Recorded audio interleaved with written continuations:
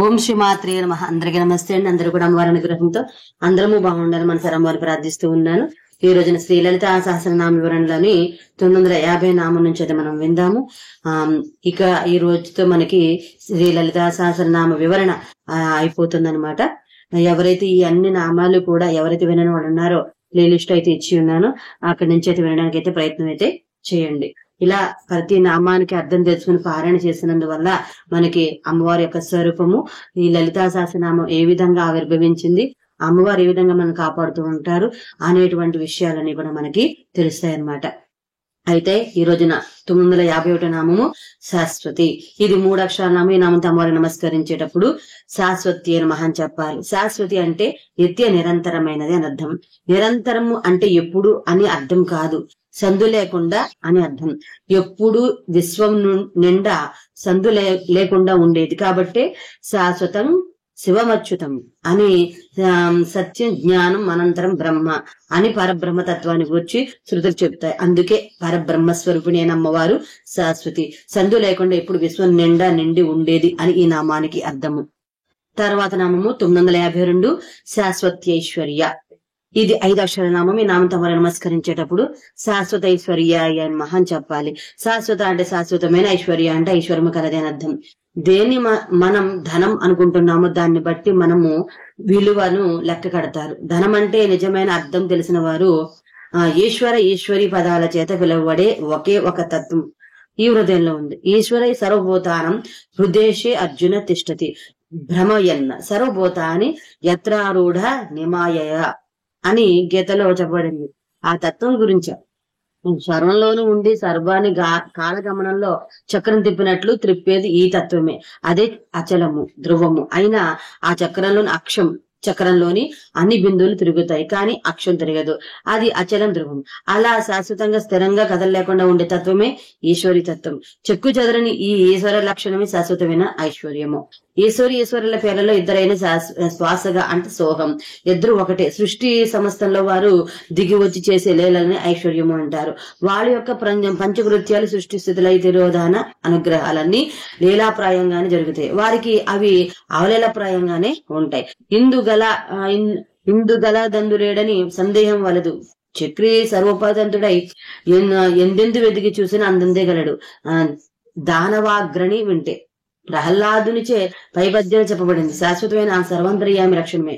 ఈ పద్యం హిరణ్యకశిపునకు నోట్లోంచి రాదు, ఆ ప్రహ్లాదుని పొరలోంచి పోదు. సూర్యుడు వెలగడమే కాదు, ఆ వెలుగు మనకు పనికి రావడం కూడా ఉంది. చంద్రుడు, నీళ్లు, గాలి మొదలైన వాటి విషయంలో కూడా అదే విధంగా అవి వాటి లక్షణాలను కలిగి ఉండటమే కాదు, అవి ఇతరులకు పనికి రావడం కూడా ఉంటుంది. ఇలా పనికి రాగల చేయడం అనుగ్రహానికి సంబంధించింది. ఈ లక్షణాలు ఎవరి దగ్గర ఉంచే వారికి శాశ్వత ఐశ్వర్యం ఉన్నట్లే లెక్క. మిగిలినవి ఎన్ని ఉన్నా అవి అన్ని అశాశ్వతమైనవే. ఏది ఉంటే ఇక ఇతరమైనవి కావాలనిపించేదో అది నిజమైన ఐశ్వర్యం. ఈ అర్థంలో ఒక్క మోక్షం తప్పించి మిగిలినవని అశాశ్వతమైన ఐశ్వర్యాలే అవుతాయి. పైగా ఇది ఇతరుల చేత దొంగిలింపబడినది కూడా. ఈ శాశ్వతమైన మోక్షాన్ని ఇచ్చేది కాబట్టి అమ్మవారు శాశ్వత ఐశ్వర్య. జగత్తంతా ఎప్పుడు నిండి ఉండగలిగే లక్షణం ఐశ్వర్యంగా కలది అని, మోక్షమును ఐశ్వర్యంగా కలది అని, శాశ్వతంగా ఉండగలగడం ఐశ్వర్యంగా గలది అని, భక్తులకు శాశ్వత ఐశ్వర్యమైంది అని ఈ నామానికి అర్థము. తర్వాతది 953 శర్మద. ఇది 3 అక్షరాల నామం. ఈ నామంతో మనం నమస్కరించేటప్పుడు శర్మదా అయిన మహాన్ చెప్పాలి. శర్మ అంటే సుఖ శాంతులను, దా అంటే ఇచ్చినదని అర్థం.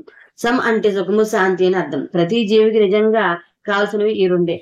ఏవీ లేకపోయినా ఈ రెండు ఉంటే చాలు. అందుకే ఇవి మాకు కలగజేయాలని దేవతలను సన్నో మిత్ర సవర్ణ సన్నో భవత్వర్యమ సన్న ఇంద్రో బృహస్పతి సన్నో విష్ణురు రూక్రమ అని ఈ శాంతి పాఠాన్ని చెప్తారు. ఈ సం కలవాడే అంటే ఎప్పుడు సుఖంగాను శాంతంగాను ఉండేవాడే శర్మ అని పిలువబడటానికి అర్హుడు. ఈ లక్షణం ఉన్నవారే నిజమైన బ్రాహ్మణులు. అందుకే సంధ్యావందనంలో బ్రాహ్మణులు తమ పేర్ల చివరి శర్మ అని చెప్పుకోమన్నారు. మన యందున్న ఏ భావం వలన మన మనస్సులు ఇంద్రియాలు శమింపబడతాయో దాన్ని శర్మ శమి సమము అని పేర్లతో పిలుస్తారు. ఇటు శర్మను ప్రసాదిస్తుంది కాబట్టి అమ్మవారు శర్మద, సుఖశాంతులను ప్రసాదించినది అని ఈ నామానికి అర్థం. తర్వాత ఇది 954 శంభు మోహిని. ఇది 5 అక్షరాల నామం. ఈ నామంతో అమ్మవారు నమస్కరించేటప్పుడు శంభు మోహిని అని మహాన్ చెప్పాలి. శంభు అంటే శివుని, మోహిని అంటే మోహింపజేయనది అని అర్థం. సం అంటే సం అంటే భూ అని శంభు పదాన్ని విడదీస్తే శంభు పదానికి సం అని పుట్టించిన వాడు అని అర్థం వస్తుంది. అంటే ఇంతకు ముందు నామలు చెప్పుకున్న సుఖశాంతులను పుట్టించేవాడు శంభుడు అన్నమాట. అంటే సుఖశాంతులు ఉత్పత్తిస్తాను శంభుడు అన్నమాట. చలించని దృఢచిత్తుడైన శంభుని ముగింపజేసి ఆయన వద్ద ఉండే సుఖశాంతులు భక్తులను అందింపజేస్తుంది అమ్మవారు. మానవుల యొక్క లలిత కళాదులు అనేటువంటి వాటిని ఆయనకు చేయించి వారి మనసులో భగవంతునికి సమర్పణ గావింపజేస్తుంది కాబట్టి అమ్మవారి శంభు మోహిని. అమ్మవారి మోహిని తత్వమే లేకపోతే శివుని ద్వారా ఈ సృష్టి వ్యక్తం అయ్యేది కాదు. అమృతం కోసం చేసిన క్షీర సముద్ర మతన కాలంలో దేవదానవులను అటు తర్వాత శివుణ్ణి మోహింపజేసిన విష్ణుమూర్తి యొక్క జగన్మోహిని రూపం అమ్మవారి దేనిని గుర్తించుకోవాలి. శివుణ్ణి మోహింపజేయనది అని ఈ నామానికి అర్థం చెప్పుకోవచ్చును. తర్వాతది 955 ధర. ఇది 2 అక్షరాలు ఈ నామం తమరు నమస్కరించేటప్పుడు ధర అయ్యే నమః అని చెప్పాలి. ధర అంటే సకములను ధరించినది అని అర్థం. బ్రహ్మాండంలో ఉన్న గ్రహతారకాదులని నిరంతరం గమనంలోనే ఉన్న అవన్నీ ఒకదానితో ఒకటి కొట్టుకోకుండా వాటి గమన విధానాల్లోనే అవి ఉండేటట్లుగా వాటన్నిటిని తన యోగ శక్తి చేత అమ్మవారు ఉంచుతుంది. ఇలా ఉంచగలిగే శక్తిని ధరించడం అంటారు. ఇలా ధరించే గుణం ఉన్నది కాబట్టి అమ్మవారిని భూమి ధేరు ధరణి లోకధారణి అన్నారు. గ్లాసులో ఘనద్రవ వాయు పదార్థాన్ని ఉంచితే అప్పుడు అట్టడుగుకు హెచ్చు సాంద్రత గల ఘన పదార్థం, దానిపైన ద్రవ పదార్థం, దానిపైన వాయు పదార్థం ఉంటాయి. అంటే మిగిలిన అన్ని స్థితులను పదార్థాలను సాంద్రంగా దృఢంగా ఉండే ఘన పదార్థము ధరిస్తుంది అన్నమాట. అలాగే భూమి కూడా అన్నిటినీ ధరిస్తుంది. ఇలా ధరించేది కాబట్టి ఈ పృథ్వీని ధర అన్నారు. ఇలా ధరించడానికి చాలా ఓర్పు కావాలి. అందుకే క్షమయ పృథ్వీ సమ అని క్షమాగుణంలో భూమితో సమానం అని దీని అర్థం చెప్తారు. ఒకప్పుడు విష్ణుమూర్తి ఆది వరాహమూర్తిగా తన కోరపై ఈ భూమి ధరించి ఉద్ధరించాడు. అలా ధరింపబడింది కాబట్టి ఈ భూమికి ధర అనే పేరు వచ్చింది. ఈ భూమి కూడా అమ్మవారి స్వరూపం కాబట్టి అమ్మవారిని కూడా ధర అన్నారు. సౌందర్యంలో కూడా ఈ విషయం 3 శ్లోకంలో వస్తుందన్నమాట. సమస్తం ధరించినదని ఆది వరాహ కోరతే ధరింపబడిన ధరా స్వరూపం అని ఈ నామానికి అర్థాలు చెప్పుకోవచ్చును. 956 ధరసుత. ఇది 4 అక్షరాలు. అవినామం తమరు నమస్కరించేటప్పుడు ధరసుత అయ్యే నమః అని చెప్పాలి. ధర అంటే భూమి యొక్క సుత అంటే కుమార్తె అని, సుత అంటే కుమార్తె అని అర్థం. భూమి ధరించేవి పర్వతాలు, ధరాధరాలు లేదా మహీధరాలు. ఈ పర్వతాలు అత్యుత్తమైనది, అతి మహిమాన్వితమైనది హిమత్పర్వతం. ఈ హిమత్పర్వత రాజపుత్రి కాబట్టి అమ్మవారి ధరసుత. ధర అంటే భూమి, ధరసుత అంటే భూమి నుండి పుట్టే సమస్త ఔషధాలు మొదలైనవి వీటి స్వరూపాలుగా ఉంటుంది కాబట్టి అమ్మవారు ధరసుత. హిమత్పర్వత రాజపుత్రిగా సమస్త ఔషధి స్వరూపాలు అని ఈ నామానికి అర్థాలు చెప్పుకోవచ్చును. తర్వాత 957 ధన్య. ఇది 2 అక్షరాలు. నామం తమరు నమస్కరించేటప్పుడు ధన్యాయ నమః అని చెప్పాలి. ధన్య అంటే ధన్యురాలు, ధనం కలవారు ధన్యులు. అయితే ధనం అంటే సంపద అని అర్థం, అంతేగాని నోట్ల కట్టలు కాదు. ధనమగ్ని ధనం వాయు ధనం సూర్యోధనం వసువు అని శ్రీ సూక్త ఫలశ్రుతిలో చెప్పబడింది. వస్తువుల వల్లనే సూక్ష్మమైన ఆత్మతత్వము స్థూలమైన పదార్థ తత్వంగా మార్చుంది. కాబట్టి మనం భూమి ద్వారా పొందే పదార్థమయమైన సంపదకి ఈ వస్తువులే కారణం. ఈ వస్తువులను తన ధనంగా కలిగే అమ్మవారు.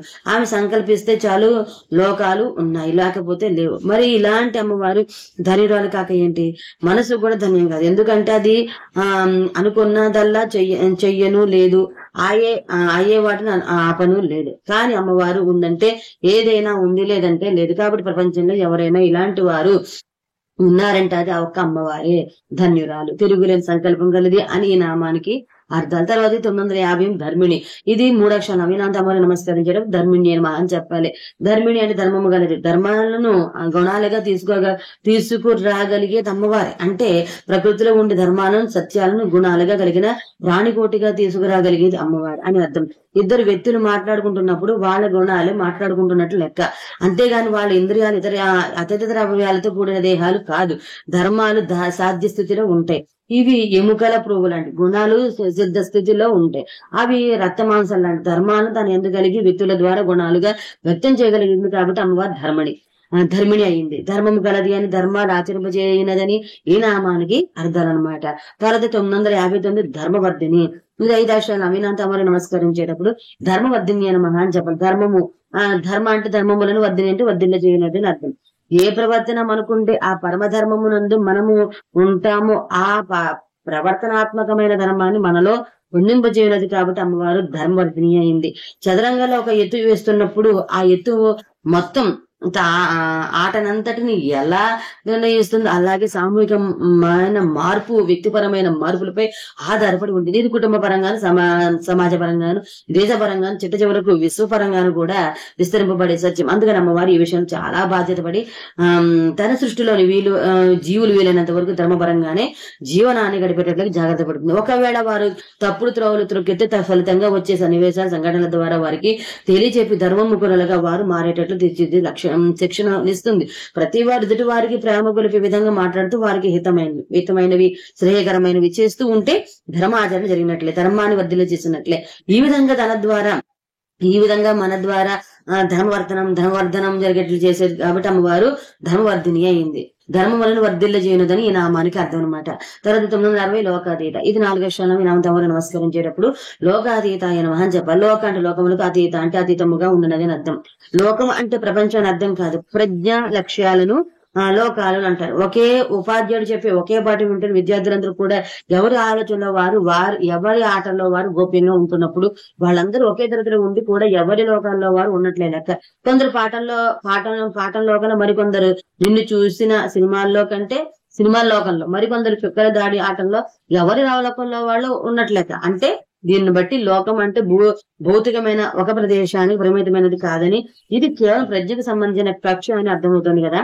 ఇటువంటి లోకాలన్నిటికీ అమ్మవారు అతీతురాలు. అంటే మన ప్రజ్ఞ కక్షలకు కూడా అందని స్థితిలో ఉండేది అమ్మవారు. బ్రహ్మాండంలో భుర్వసురు లోకాది ఊర్ధ్వలోకాలకు అతల వితలాది అతో లోకాలకు కూడా అతీతంగా ఉండేది అని కూడా ఈ నామం అర్థం చేసుకోవచ్చు. ఇక పెన్నాండాల బ్రహ్మ విష్ణు రుద్ర ఈశ్వర సదాశివ లోకాలపై మన ద్వీపనందాలి సుధాసింధులో చింతామణి గృహంలో సదాశివుని పర్యాంకంపై దేవి ఉంటుంది. కాబట్టి అటు బ్రహ్మాండ పరిధిలో ఇటు బ్రహ్మాండ పరిధిలోని లోకాలన్నిటికీ అతీతంగా ఉంటుంది అమ్మవారు అని అర్థం. విగ్రహ లక్షణాలు అంటే బంగారు విగ్రహాల్లో బంగారం లాగా అమ్మవారు అన్ని లోకాలను ఉంటూ కూడా అన్ని లోకాలకు అంటకుండా అతీతంగా ఉండేదని ఈ నామానికి అర్థం అనమాట. మన ప్రజ్ఞ కక్ష్యలకు అందని స్థితిలో ఉండున్నది అని, బ్రహ్మాండ పరిధిలోను బ్రహ్మాండ పరిధిలోను అన్నిటిలో లోకాలన్నింటికి అతీతంగా ఉండున్నదని ఈ నామానికి అర్థాలు చెప్పుకోవచ్చు. 961 గుణాతీత. ఇది 4వ శ్లోకం. నామం తమరు నమస్కరించేటప్పుడు గుణాతీత నమః అని చెప్పాలి. గుణ అంటే త్రిగుణములకు, అతీత అంటే అతీతములుగా ఉన్నది అని అర్థం. జగత్తంతా త్రిగుణమ సమిశ్రమే కాబట్టి అటువంటి జగత్తును సృష్టించిన వారు కూడా త్రిగుణాలకు కట్టుబడి ఉండాలి కదా. ఆ త్రిగుణాలు అంటకుండా అతీతంగా ఎలా ఉంటుంది అని అనిపించవచ్చు. సినిమా అంతటి మనం చూసేది ఎదురుగా ఉన్న తెర మీదనే. ఆ సినిమాను భక్తి గీతాలు, శృంగాసనం వేస్తారు, హత్యలు, ద్రౌపది, సన్మానాలు, సత్కారాలు, సంతాపాలు అన్ని మనం తెర మీదనే చూస్తాం. వీటన్నిటి ప్రభావం వాటిని చూసే తెర మీద ఉంటుందేమో గాని తెరకు ఇవేమి ఉండదు. వీటన్నిటి తెరే మనకు తెర చూపించిన అవేవి అంటకుండా ఆ తెర వీటికి అతీతంగానే ఉంటుంది. అలాగే త్రిగుణ సమిశ్రమైన ఈ సృష్టిని తానే సృష్టించని త్రిగుణాలకు అతీతంగానే అమ్మవారు ఉంటుంది. త్రిగుణములకు అతీతంగా ఉన్నదని ఈ నామానికి అర్థం అనమాట. తర్వాత 962 సర్వాతీత. ఇది 4వ శ్లోకం. ఈ నామం తమరు నమస్కరించేటప్పుడు సర్వాతీత నమః అని చెప్పాలి. సర్వ అంటే సర్వములకు, అతీత అంటే అతీతముగా ఉన్నదని ఉన్నది అమ్మవారు. లోకాతీత, గుణాతీత ఇటు ఇలా ఒక్కొక్క దాని పరంగా అతీతంగా ఉన్నది అని ఎన్నెన్ని విషయాల పరంగా చెప్పుకుంటూ వెళ్ళడం అని చివరికి ఒకే నామం వీటన్నిటిని మెచ్చి విధంగా సర్వాతీత అన్నారు వ్యాసుల వారు. మంచుగడ్డన్నా నీళ్ళన్నా ఆ నీటి ఆవిరి అన్నా తేడా లేదు అని అంటున్నప్పుడు మంచుగడ్డ నీళ్ళని నీటి ఆవిరి అని వేరే వేరే చెప్పడం దేనికి? జగత్తు ఏం లేదండి నిజంగా చెప్పాలంటే అంత పరబ్రహ్మే అంటారు. మరి అంత పరబ్రహ్మైనప్పుడు ఈ అంతా ఆ పరబ్రహ్మలను వేరువేరుగా చెప్తూ ఉన్నాం అంటే రెండు వేరుగా ఉంటాయని ఇలా చెప్తున్నామా? రెండు ఒకటేనా? ఈ జబ్బు చివరి దాకా పోదు. మనంగా మాత్రమే ఉన్నంత వరకు ఈ రెండు వేరుగా అనిపిస్తాయి. కానీ మనం అమ్మవారిలో లీనమైపోతే ఈ వేరింటి కాపురాలు ఉండవు. సర్వమునందు మనం ఒక భాగమై ఆ సర్వానికి అతీతంగా ఉంటాం. ఇంతకు ముందు మనల్లో చెప్పిన సినిమా తెర మనం చూసే సినిమాలోని ప్రతి సన్నివేశ చిత్రంలో ఒకే భాగమైన ఏ భాగము తనకు అంటది. ఈ స్థితిలో సర్వాతీత స్థితి అంటారు. అమ్మవారు అలాంటిదని ఈ నామార్థంగా గ్రహించాలి. సర్వమునకు అతీతంగా ఉండినదని ఈ నామానికి అర్థం అన్నమాట. తర్వాత 963 సమాత్మిక. ఇది 4 అక్షరాలు నామి నామతవరం నమస్కరించేటప్పుడు సమాత్మిక ఆయన మహా చెప్పాలి. సమ అంటే సమమును, ఆత్మిక అంటే స్వరూపముగా గలది అని అర్థం. ఇంద్రియ నిగ్రహాన్ని సమం అంటారు. ఇది ఉన్నవారికి శాంతి ఉంటుంది. యోగంలో సమాధి స్థితి రావాలంటే మొదటి మెట్టుగా ఇంద్రియాలు మనస్సు మన యందు లీనం జరగాలి. అటుపైన రెండవ మెట్టుగా ఆ ఇంద్రియాలు మనసు మన యందు వర్తించాలి. అంటే మనం చెప్పినట్లు వినాలి. ఇలా జరగడానికి చాలా అభ్యాసం అవసరం అవుతుంది. ఈ అభ్యాసం మీద శ్రమించడం ఆధారపడి ఉంటుంది. మంచిడలను కూడా ఈ అభ్యాసం వల్లనే మనలో ఏర్పరచుకుంటాం. సృష్టిలో కూడా ఇలా జరుగును అని ఉంటుంది. అలా జరుగుతుంది, ఇలా జరుగును, లోని జరుగును అన్న దానిలోనికి ఇలా జరిగితే బాగుండును అన్నది లీనమవ్వాలి. అప్పుడు మన ద్వారా అమ్మవారి సంకల్పం పనిచేసి మన పనులు జరగడం ప్రారంభమవుతాయి. ఇలా జరగడం కూడా అభ్యాసం వల్లనే సాధ్యం. ఈ విధంగా అభ్యాసం వల్ల శ్రమించడం జరిగితే సమాత్మిక సిద్ధిస్తుంది. ఆత్మవంతులకు మనసు ఆత్మలాగా పనిచేస్తుంది. కానీ మనసు ఆత్మ కాదు. మనకు కావలసింది ఏదో ఉన్నట్లు అనిపించడమే నరకం. ఇది మనసుకు సంబంధించిన జాడ్యం. మనసు మనంగా మారినప్పుడు నిగ్రహం సిద్ధిస్తుందే గాని మనసు మనం వేరుగా ఉన్నంత వరకు నిగ్రహం సిద్ధించదు. ఈ నిగ్రహాన్ని కలిగించిన వాడే శంకరుడు. ఇది కలిగినప్పుడు ఉండే స్థితిని శివము అంటారు. శరీరానికి కావాల్సింది ఉండవచ్చు, అవి ఎలాగో అవసరాన్ని బట్టి ఆయా సమయాల్లో ఏర్పడవచ్చు. అయితే మనకు కావాల్సిందంటూ ఉండని స్థితి మనకు రావాలి. ఈ స్థితి ప్రయాణ కాలంలోగా మనకు వస్తే మనం అదృష్టవంతులమే.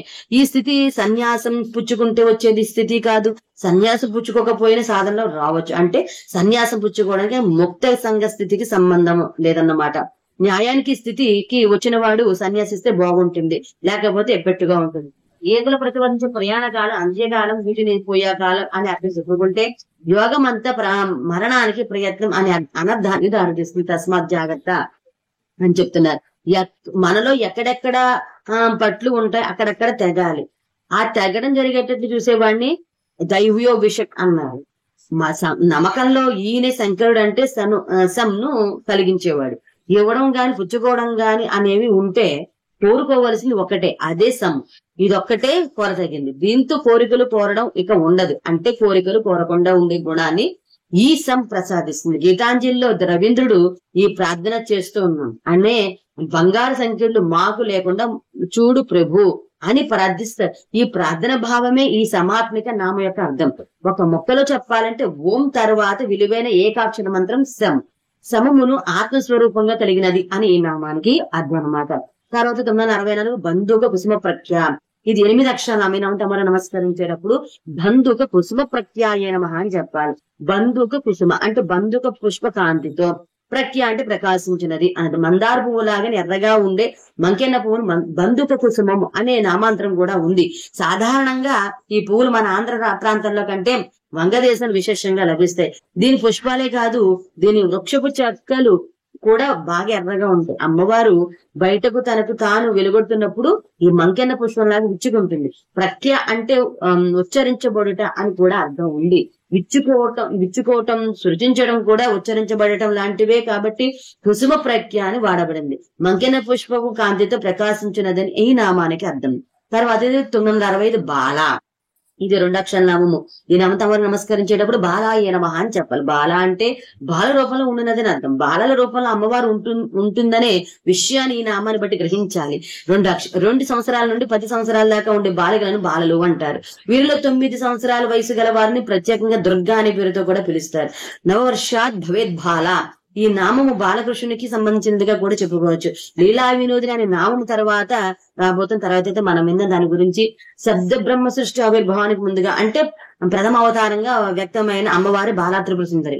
ఆకాశం చోటు కదలిక కదిలించున్నది. ఈ 4 లీనమైన స్థితిని బాలా అనే పేరుతో విహరిస్తారు. ఈ బాలా సూచ్యమైన అయితే ఇంటెలిజెంట్ ఎలక్ట్రిసిటీ అని అనువాదం చేసుకున్నారు కొందరు. దీని యొక్క వివిధ రూపాలు ప్రాణం, విద్యుత్, అర్థమవడం, తెలివి మొదలైనవిగా చెప్తారు. 9 సంవత్సరాల వయసు గల బాలాదేవి మంత్రానికి కూడా 9 బీజాక్షరాలు ఉన్నాయి. ఆ 9 బీజాక్షరాలను చెప్తా నిబద్ధం చేసి పూజిస్తే సరస్వతి అనుగ్రహ ప్రాప్తి, సర్వకళాభినివేశం, మంగళప్రదమైన మోక్షప్రాప్తి కూడా కలుగుతాయి. ఆ మంత్రం ఏంటంటే ఐం క్లీం సౌహు, సౌం క్లీం ఐం, ఐం క్లీం సౌహు. ఈ బీజాక్షరాలు చెప్పి శ్రీ బాలాత్రిపుర సుందరి అయిన మహాన్ని జపించాలి. మనం ఇది వరకు నేర్చుకున్న 74వ నామ వివరణలో చదువుకుంటే మరిన్ని విశేషాలు అయితే మీకు తెలుస్తాయి. ఒక్కసారి అక్కడికి వెళ్ళి వినండి, మీకు పూర్తి వివరం అయితే తెలుస్తుంది. బాల రూపంలో ఉండున్నదని అర్థం, బాలకృష్ణ రూపంలో ఉండున్నది అని అర్థం, బాలాత్రిపుర సుందరి స్వరూపిణి అని నామానికి అర్థాలు చెప్పుకోవచ్చు. తర్వాత 966 లీలా వినోదిని. ఇది 6 అక్షరాలు. ఈ నామం తమరు నమస్కరించేటప్పుడు లీలా వినోదిని అయిన మహాన్ చెప్పాలి. లీలా అంటే లీలల యందు, వినోదిని అంటే వినోదించున్నది అని అర్థం. జగత్తులో జరిగేవన్నీ మనకి ఎలా అనిపించినా అమ్మవారికి మాత్రం అవన్నీ లీలప్రాయమే, క్రీడాప్రాయమే. పిల్లలు ఆడుకునేటప్పుడు కింద పడుతూ ఉంటారు, దెబ్బలు తింటూ ఉంటారు, మళ్ళీ లేస్తూ ఉంటారు, కొట్టుకుంటారు, కలిసిపోతుంటారు. ఈ పనులు వాళ్ళకు ఆటలే కదా, క్రీడలే గాని బాధ్యతలు బంధాలు కాదు. బాలకృష్ణుడు కూడా ఎన్నో ఆటలు ఆడుకుంటూ ఉంటూనే ఎన్నో పనులు చేశాడు. అవన్నీ బాధ్యతలు కాదు, లీలలని చెప్పుకుంటున్నాం. అలాగే ప్రపంచంలో జరిగే పనులని అమ్మవారికి అలాంటి లీలలుగానే ఉంటాయి. అవి ఎలా జరిగినా వాటిని చూస్తూ ఆనందిస్తుంది. ఒక్కొక్కప్పుడు మనం ఆశించింది జరగకపోతే మనకు భేదం కలుగుతుంది, ఖేదం కలుగుతుంది. అదే ఇంకొకరికి వారు ఆశించి జరిగితే వారికి మోదం కలుగుతుంది. కానీ పైనుండి రెండింటిని చూసి అమ్మవారికి వినోదంగానే ఉంటుంది. ఒక సినీ కవి ఒకరికి ఖేదం, ఒకరికి మోదం, సకలము తెలిసిన నీకు వినోదం అన్నాడు. అంతిమంగా ఏం జరుగుతుందో మనకు తెలియదు. మనం ఆశించి జరిగితే ముందు ఇబ్బందులు తీరుకోవాల్సి వస్తుంది, మనకు తెలియదు, ఆవిడకు తెలుసు. అందుకని మనకు జరగకుండా ఉండటమే మంచిదని మన ఖేదాన్ని చూసి వినోదించింది. ఇంకొకరికి అది జరగడం మంచికే దారి తీసుకుందని ఆవిడకు తెలుసు. అందుకని వారి మోదాన్ని చూసి కూడా వినోదించింది. దృష్టి స్థితి లయ తిరోధాన అనుగ్రహాలనే పంచకృత్యాన్ని నిర్వర్తిస్తున్నప్పుడు వాటి లీలలుగానే వినోదిస్తుంది. కాబట్టి అమ్మవారు లీలా వినోదిని. పసిపిల్లవాడు పక్కలో పడుకొని కాళ్ళు చేతులు ఆడిస్తూ పేరంతలు కొడుతూ ఉంటాడు. ఇలా ఒక ఆట ఆడుకోవాలని ఉద్దేశం కూడా ఉండదు. అలాగే ఉద్దేశరహితంగా అవలీలాప్రాయంగా జరిగే అమ్మవారి కదలికల వల్ల ఈ సమస్త సృష్టి ప్రక్రియ కూడా ప్రాయంగా జరుగుతుంది. అలాగే జీవితం లీలా వినోదంగా ఉండే వాళ్ళలో బాలాదేవి పనిచేస్తుంది. మన నవ్వుల్లో ఇంటెన్షన్ ఉంటుంది. పిల్లవాని నవ్వుల్లో లోపల ఆనందానికి ఇంటెన్షన్ ఉంటుంది. లోపల ఆనందానికి నవ్వు ఎక్స్టెన్షన్ కూడా ఉండే వాళ్ళు దేనికి నిస్పృహ చెందరు. దేనికి నిస్పృహ అనేది చెందరు, దేనికి బాధపడరు. పరిపూర్ణ ప్రాణస్థితి ప్రసారం తగిన అర్హత పొందిన వాహికులు అవుతారు. సాధారణంగా నవ్వు లోపల అవసరానికి ఎక్స్టెన్షన్ గా ఉంటుంది. మనసు దుఃఖక్రాంతమై ఉంటే బాలకృష్ణ లీలా చదువుకున్నా వింటున్నా ఆ దుఃఖం పోతుంది. దీన్ని విక్రియ ప్రతియోగము అంటారు. వికారం పెడుతుంటే వక్క వేసుకున్నట్లు అన్నమాట. లీల యందు వినోదించున్నది అని అన్ని కృత్యములు లీలప్రాయంగా చేయుచు వినోదించున్నది అని ఈ నామానికి అర్థం అన్నమాట. తర్వాత 967 సుమంగళి. ఇది 4 అక్షరాల నామి నామతామరు నమస్కరించేటప్పుడు సుమంగళి అయిన మహాన్ చెప్పాలి. సుమంగళి అంటే సౌభాగ్యవతి లేదా ముత్తైదువ లేదా పుణ్యశ్రీ. సుమంగళి అనే పదము కేవలం భారతదేశ ఐందవ జాతికి సంబంధించింది. ఇంగ్లాండ్, స్విట్జర్లాండ్ తెల్ల జాతికి ఈ మాటల గురించి అవగాహన కలగడం కష్టం. మెక్సికో, ఆఫ్రికాలోని కొన్ని నల్ల జాతుల్లో కొంతవరకు దీనికి సంబంధించిన సంప్రదాయము, సంస్కృతి ఉన్నాయి. వివాహమై భర్త బ్రతికి ఉన్న స్త్రీకి ఒక ప్రత్యేక గుర్తింపు ఉంది.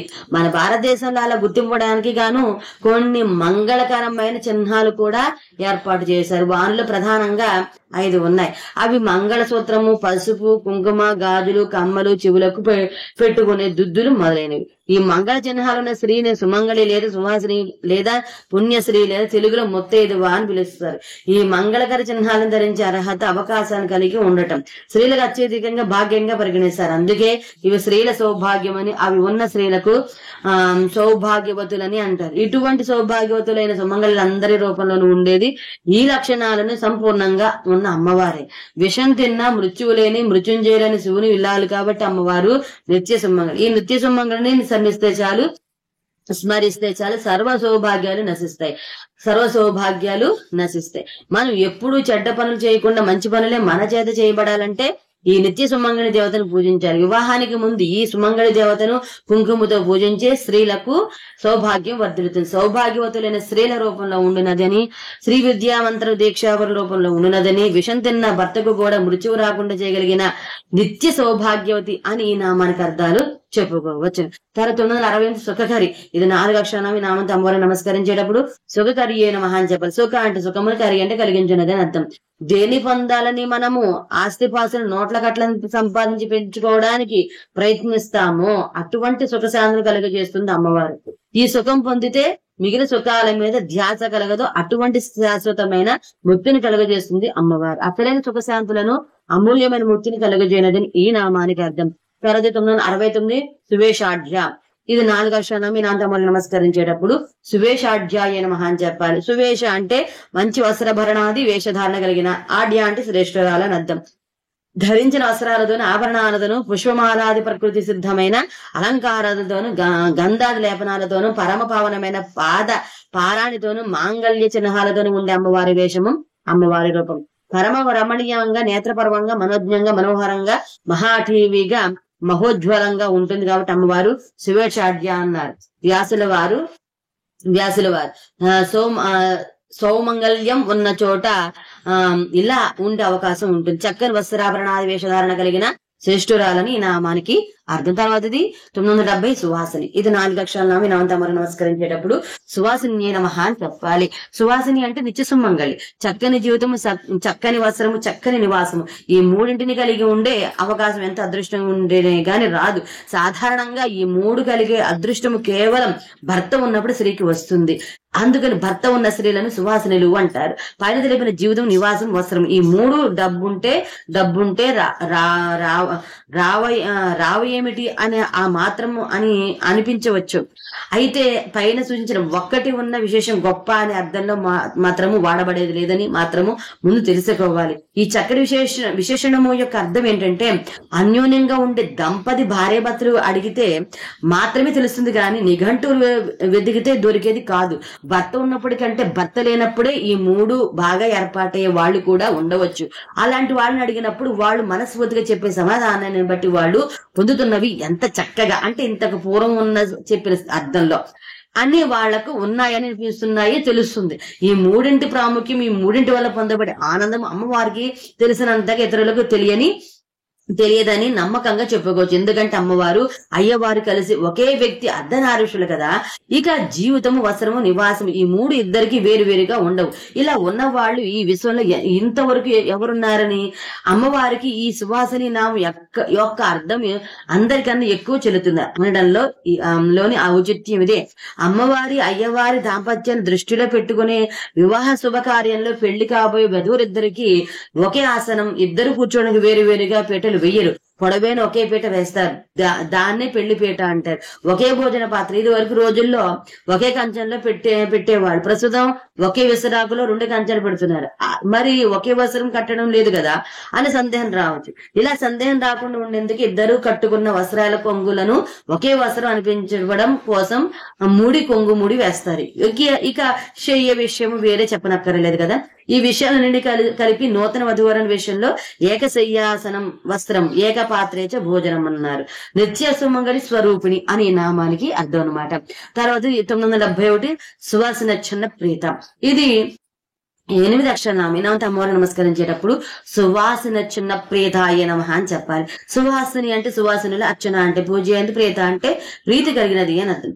ఈ నామానికి 2 విధాలుగా అర్థాలు చెప్పుకోవచ్చును. ఒకటిది సువాసన అర్చన అంటే సువాసిని స్త్రీలకు జరిగే పూజ అనే భావంలో సువాసిని పట్ల గౌరవంగా, మర్యాదగా ప్రవర్తించడం, వారిని పవిత్ర వ్యక్తులుగా భావించడము అంటే అమ్మవారికి ఇష్టము అని ఈ నామానికి అర్థం చెప్పుకోవాలి.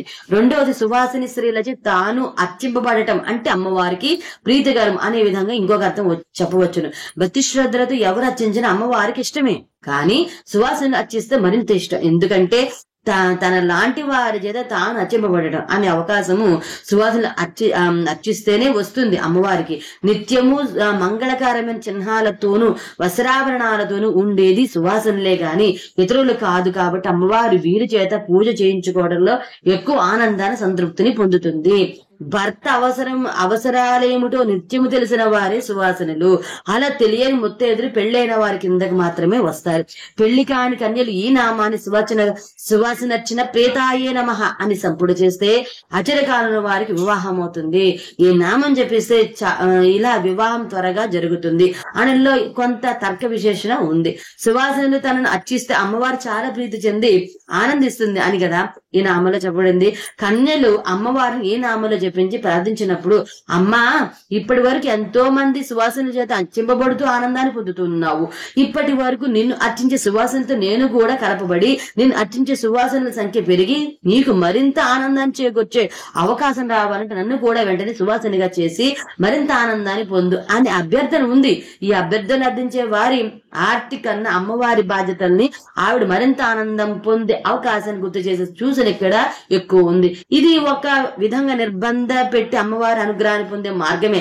అయినా తన పెళ్లి సంగతి చూడు అని తల్లికి పిల్ల పరోక్షంగా సూచించడం ఈ నామలు ఉందని చెప్పుకున్నామే గాని పిల్ల గొంతెమ్మ కోరిక కోరిందని చెప్పుకోలేదు. కాబట్టి అమ్మవారు ఈ అభ్యర్థన లోకే ఉందని తెలిసిన పట్టించుకోదు. పైగా పిల్ల తెలివితేటలకు సంతోషిస్తుందేమో కూడా. సువాసనలు పూజించబడుట ఇష్టపడినదని, సువాసన వచ్చి అర్చింపబడుట ఇష్టపడినదని చక్కని జీవితం కలవారు ఆ జీవితం అమ్మవారుగా తీసుకుంటే ప్రీతి చెందుతుంది. భార్యాభర్తలు ఇరువురు ఒకరికొకరు అన్యోన్యంగా ఉండే అట్టి వారి చేత పూజించుకొనుట ప్రీతి చెందునది అని ఈ నామానికి అర్థాలన్నమాట. తర్వాత 972 ఆశోభన. ఇది 4 అక్షరాలు నామంతో అమ్మవారిని నమస్కరించేటప్పుడు ఆశోభనాయ నమః అని చెప్పాలి. ఆశోభన అంటే పవిత్రతతో కూడిన లోకాతీతమైన సౌందర్యం కలదని అర్థం. ఇంతకు ముందు నామమైన సువాసన చిన్న ప్రేత నామంలో చివర ఉన్నత ప్రస్తుత ఆశోభన నామంలో మొదట ఉన్న ఆ 2 అక్షరాలు సవర్ణ దీర్ఘ సంధి వలన సువాసన చిన్న ప్రేత శోభన అని అవుతాయి. అప్పుడు మనకు ఈ 2 నామాలు సువాసన చిన్న ప్రేత శోభన అనే విధంగా 2 నామాలుగా అనిపించాయి. ఇలా చెప్పుకున్నా తప్పులేదు. కానీ శోభన అనే నామము 462 నామంగా ఇంతకు మనం పూర్వం విన్నాం. ఆ శోభన నామానికి వివరణ మనము ఇదివరకైతే విన్నాం.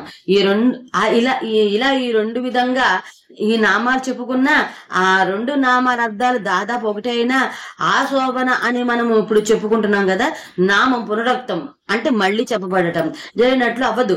ఇలా ఈ నామం ఆ శోభనగా చదువుకోవాలనే సూచన తెలపడానికి స్తోత్రంలో సువాసన చిన్న ప్రేత శోభనా సులభాగతి అని సాధారణంగా వ్రాస్తారు. ఇలా వ్రాసినప్పుడు ఈ 2 నామాల మధ్య ఉన్న 2 అవగ్రహాల గుర్తుకు ఆ 2 నామాల మధ్య ఆ అనే అక్షరం వస్తుందని 2వ నామాన్ని ఆ అక్షరంతో కలిసి ఆ శోభన నామంగా చదువుకోవాలని అనిపిస్తుంది. ఒకే గుర్తు పెడితే 2వ నామం అశోభన అయ్యి శోభన అనే నామానికి పూర్తిగా వ్యతిరేక అర్థం వచ్చి అమ్మవారు కురూపి అపవిత్రాలని ఆయన అర్థాలు కూడా వస్తే తస్మాత్ జాగ్రత్త అని చెప్తున్నారు. శుభ శబ్దం నుండి శోభ శబ్దం ఉత్పన్నం అవుతుంది. ఈ 2 వరుసగా శుభత్వం శోభనత్వం అని తెలియజేస్తాయి. అందంగా ఉండటం పవిత్రంగా ఉండే సందర్భంలో వాడితే ఆ అందం అనే విశేష శోభ లేదా శోభన అవుతాయి. అంటే తేలిగ్గా అర్థమయ్యేలాగా చెప్పుకోవాలంటే అందము ప్లస్ పవిత్రము ప్లస్ స్వచ్ఛత శోభనత్వము. అందానికి చైతన్యం తోడైతే లావణ్యం అవుతుందని ఇది వరకు మహాలావణ్య సేవది అనే నామంలో మనము వివరంగా విన్నాం. అందం ఒకటే ఉండి పవిత్రత లేకపోతే వేసేలాగా వెలికి వేషాలు వేయడానికి ఆ అందం దారితీయవచ్చు. అంటే వేసేలాంటి అందం కాదు అనే అర్థం శోభన అనే పదం యొక్క అర్థంలో ఉంది. మనలో ఉన్న లక్షణాలన్నీ పోయినప్పుడు అవలక్షణాలన్నీ పోయినప్పుడు మనకు జరిగే అన్ని అమ్మవారు మనకు శోభిల్లి విధంగానే ఉండేటట్లు చేస్తుంది. అంటే మనకు అన్ని గీటేటట్లుగా నప్పేటట్లుగా నచ్చేటట్లుగా చేస్తుంది అన్నమాట. అవతల వాటికి మనకు ఉన్న సంబంధాన్ని బట్టి దృక్పథాన్ని బట్టి అవి మనకు శుభాలుగా భాషిస్తాయి. అంతే. మనం అవసరంగా పెట్టుకున్న అశుభంలో ఆ తొలగితే మిగిలినంత శోభమే.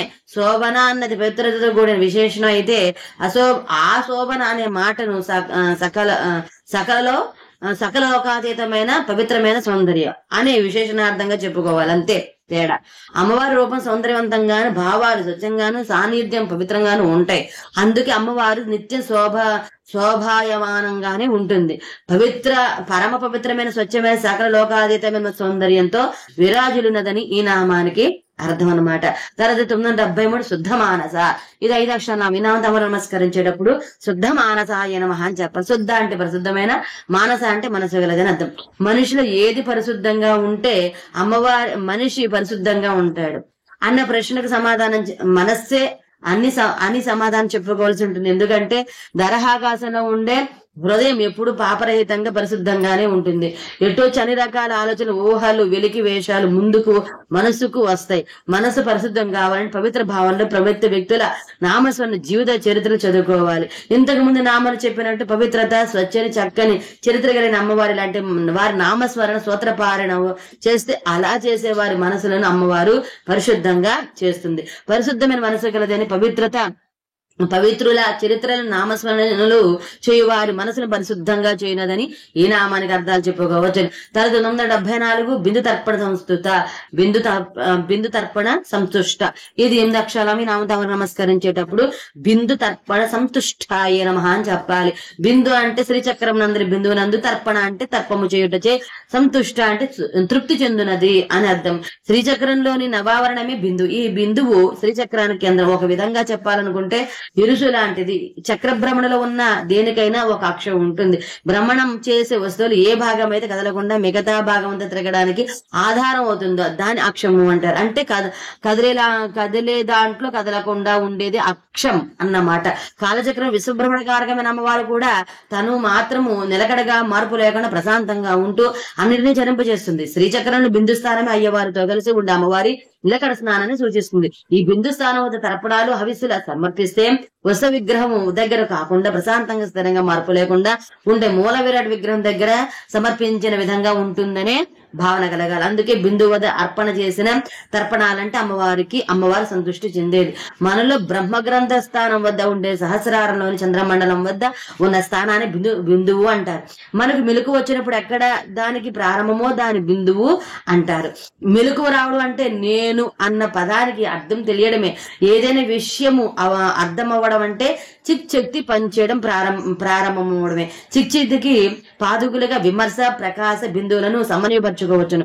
కాబట్టి ఈ బిందువుల వద్ద తర్పణాలు హవిస్సులు సమర్పిస్తే చిక్శక్తికి పాద పూజ జరిగినట్లే, పాదుకాంత దీక్ష ఫలించినట్లే. అయితే ఇలా చేయగలగడం, ఈ స్థితికి రావడం కుండలిని యోగంలో ఎంతో సాధన ఉన్న వారికి సిద్ధిస్తుంది. అందుచేతనే ప్రస్తుత నామము స్తోత్రంలో చివరకు చెప్పబడుతుంది. సాకారమైన జగత్తుకు సంకల్పమే ఈ బిందువు కూడా బిందు అని కూడా అర్థం చేసుకోవాలి. అంతేకాదు మనలో ఏదైనా అందాము అనిపించే నాద మూల స్థితి ఈ బిందువే. మన వాక్కు మనలో ఇముడి ఉన్న చోటు ఈ బిందువే. తైత్రీయంలో చెప్పబడిన సైంద్రయోని అనే మంత్రంలోని యోని ఈ బిందువే. సౌందర్యలహర్ల ఆదిశంకర వసన సుధాసింధురు మధ్య శ్లోకంలోని సుధాసింధు ఈ బిందువే. బ్రహ్మాండ పిండాండాలకు శృతి కుదరాల్సింది ఈ బిందువు వద్దనే. మనసు ఆత్మలు లీనమయ్యే చోటే ఈ బిందువే. దీన్ని జ్యోతిషాస్త్రంలో రవిచంద్రుల సమాగమ స్థితిగా చెప్తారు. జీవుల యందు సూర్యకళ వర్తించదు, చంద్రకళ వర్తిస్తుంది. అందుకని మనకు కళలు ఎక్కువ.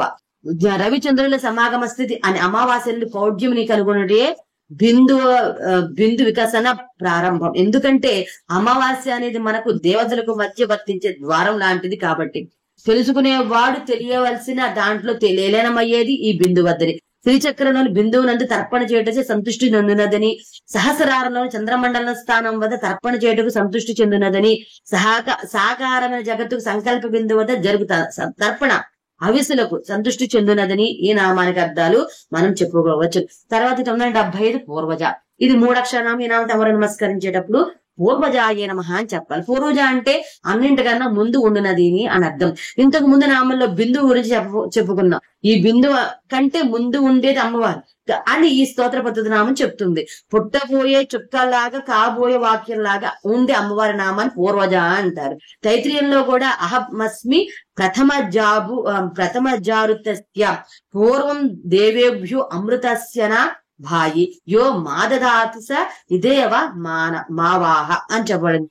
అడిగినప్పుడల్లా అమ్మవారు ఉందన్నారు, బాగానే ఉంది. అడిగేవారు లేక ముందు కూడా ఉందా అని ఎవరైనా ప్రశ్న వేస్తే అది అనేదే సమాధానం అయితే ఎలా ఉంది అని మళ్ళీ ప్రశ్నిస్తే ఎవరికి అని అనాల్సి వస్తుంది. అప్పుడు ప్రశ్న వేసిన వాడు అయోమయంలో పడవలసి వస్తుంది. కాబట్టి పూర్వజ అని పిలువబడే సృష్టికర్త్రి అయిన అమ్మవారి విషయంలో అలా ప్రశ్నించడం అర్థం లేదని తెలుసుకోవాలి. శ్రీమద్ భాగవతాన్ని శ్రీకృష్ణుని కన్నా ముందే పుట్టినట్లుగా చెప్పబడిన యోగమాయ ఈ పూర్వజానామాన్ని సూచిస్తుందని కూడా చెప్పుకోవచ్చును.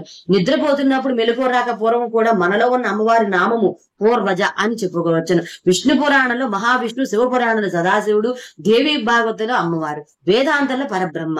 వీళ్ళు ఉండటమే గాని పుట్టడం ఉండదు. వీళ్ళే పూర్వజులు అని మాటకు అర్హులు వీళ్ళకంటే ముందు పుట్టిన వారు ఉండరు, ఉన్నవారే ఉండరు. బిందువు కన్నా ముందు ఉన్నది కాబోయే వ్యక్తమును సూచించు అమ్మవారి నామము అని, భాగవతులు శ్రీకృష్ణుడు ముందుగా పుట్టినట్లు చెప్పడం యోగమాయని, నిద్రపోతున్నప్పుడు వెలుగు రాక పూర్వం కూడా మనలో ఉండున్నది అని ఈ నామానికి అర్థాలు చెప్పుకోవచ్చును. తర్వాత 976 త్రిపురాంబిక. ఇది 5 అక్షరాల నామం. ఈ నామం తమరు నమస్కరించేటప్పుడు త్రిపురాంబిక అయిన మహా అని చెప్పాలి. త్రిపుర అంటే త్రిపురములచే సూచించబడు వానికి అని అర్థం. అంబిక అంటే మూలమైన తల్లి వంటిది అని అర్థం. త్రిపురాలుగా సూచింపబడేవి చాలా ఉన్నాయి. ముఖ్యంగా మనలోని స్థూల సూక్ష్మ కారణ శరీరాలను త్రిపురాలు అంటారు. చిత్ బిందువు, ప్రకాశ బిందువు, విమర్శ బిందువు లాగా వికసనం చెందే మూడింటికి ప్రథమ, మధ్యమ, ఉత్తమ పురుషులుగా ప్రతిపాదించబడే మూడింటికి ఉచ్చారణ జరగడానికి కావాల్సిన ప్రయత్నంలో ప్రారంభ ప్రేరణ జరిగే నాభి, హృదయం, విశుద్ధి ఈ మూడింటికి కూడా మూల కారణమైన మాతృ స్నానంగా ఉండే అమ్మవారిని త్రిపురాంబిక అంటారు.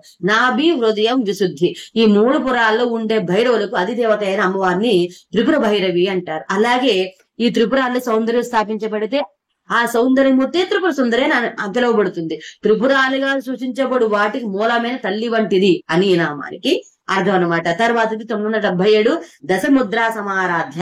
ఇది 8 అక్షరాల నామం. ఈ నామం తమరు నమస్కరించేటప్పుడు దశముద్ర సమారాధ్యాయ నమః అని చెప్పాలి. దశ అంటే 10, ముద్ర అంటే ముద్రల చేత సమ్యక్ ప్లస్ ఆరాధ్య, సమారాధ్య చక్కగా ఆరాధింపబడినది అని అర్థం. ముదం ద్రావయతీతి ముద్ర అంటారు. అనుభూతి కలిగినప్పుడు అప్రయత్నంగా మనలో కలిగే ఒక భంగిమను ముద్ర అంటారు. ఉదాహరణకు ఒక గౌరవనీయమైన వ్యక్తిని చూడడంగానే అప్రయత్నంగా మన అరచేతులు 2 దగ్గరవుతాయి. అదే నమస్కార ముద్ర. లోపల ఏ ముద్ర వస్తే మనం తెలియకుండానే ఆ ముద్ర పడతామో అది అసలైన ముద్ర. అమ్మవారు బయటకు సృష్టిగా రాబోయే ముందు అయ్యవారికి ఒక ముద్ర వస్తుంది అప్రయత్నంగా, అది మహాముద్ర. ఇంకా ఇలా జ్ఞాన ముద్ర, దీన్ని ఉపదేశ ముద్ర, చిన్ముద్ర అని కూడా అంటారు. సంపుటి ముద్ర అంజలి గట్టిస్తున్నట్లుండే ముద్ర, ఇది విరత ముద్ర. పుస్తకము తెరిచినట్లుండే ముద్ర. త్రిముఖము, దీన్నే యోని ముద్ర, త్రికోణ ముద్ర అంటారు. రామకృష్ణ పరమహంస శరీరము వదులుతారణంగా క్రిందటి రోజున ఈ ముద్రలోని వివేకానందునికి విశ్వరూప సందర్శనంగా వించారు. పంచముఖ ముద్ర, దూరంగా వెళ్ళున్న అబ్బాయి ముద్ర. అధోముఖి ముద్ర, దీన్నే స్వాగత ముద్ర లేదా ప్రభావత ముద్ర అని కూడా అంటారు. సన్ముఖ ముద్ర, ఎడమ చేత వరద, కుడి చేతి అభయ ముద్ర కలిసి ఉంటాయి. ప్రలంబిక ముద్ర, ఒక చేతికి ఒక చెయ్యి లంబంగా అంటే పైగా ఉంచితే ఏర్పడే ముద్ర. ముష్టిక, మత్స్య, కూర్మ, వరాహ, శకట, గ్రతిత, ఉన్ముఖ, విసృక, ద్విముఖ, చతుర్ముఖ, చివరకు మహాక్రాంత ముద్ర, రామకృష్ణ పరమహంస చెయ్యి పైకెత్తిన ముద్ర. ఇలా ఎన్నో రకాల ముద్రలు ఉన్నాయి. అయితే శ్రీ విద్యకు సంబంధించిన ముద్రలు ప్రత్యేకంగా 10 ఉన్నాయి. సర్వ సంక్షోభిని, సర్వ విద్రావిణి, సర్వ ఆకర్షణ, సర్వసంకరి, సర్వోన్మాదిని, సర్వ మహాంకుశ, సర్వకేజరి, సర్వబీజ, సర్వయోని, సర్వత్రికండ. ఈ ముద్రలు 10ంటిని దశముద్రలు అంటారు. కుడి చేతి వేళ్లను శివతత్వంగా, ఎడమ చేతి వేళ్లను శక్తితత్వంగా, మేడనంత శివశక్తి సామరస్య సహస్యార్థాలను సృష్టి ఆది కృత్యాలుగా ఎన్నింటినో ఇటువంటి ముద్ర రూపంలో అభినయించవచ్చు. అమ్మవారి సాన్నిధ్యం ఇటువంటి ముద్రలను ప్రదర్శిస్తూ ఆరాధిస్తే అమ్మవారికి చాలా ఇష్టమవుతుందట. అందుచేత అమ్మవారు దశముద్ర సమారాధ్య.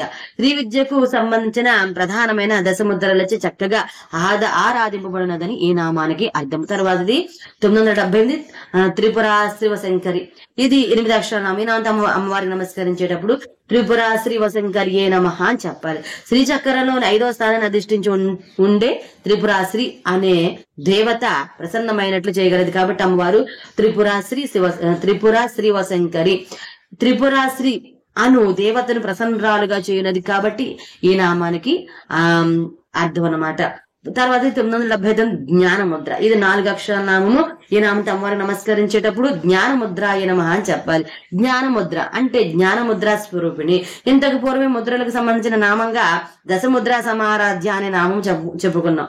ఈ నామంలో చెప్పబడిన ముద్రలు ప్రత్యేకంగా శ్రీ విద్యకు సంబంధించిన ముద్రలు. ఇప్పుడు మళ్ళీ అమ్మవారికి జ్ఞాన ముద్ర అనే నామం కూడా చెప్పబడిందంటే అన్ని ముద్రలు ప్రత్యేకమైంది, విశిష్టమైంది. ఈ ముద్ర అని వేరే చెప్పనవసరం లేదు.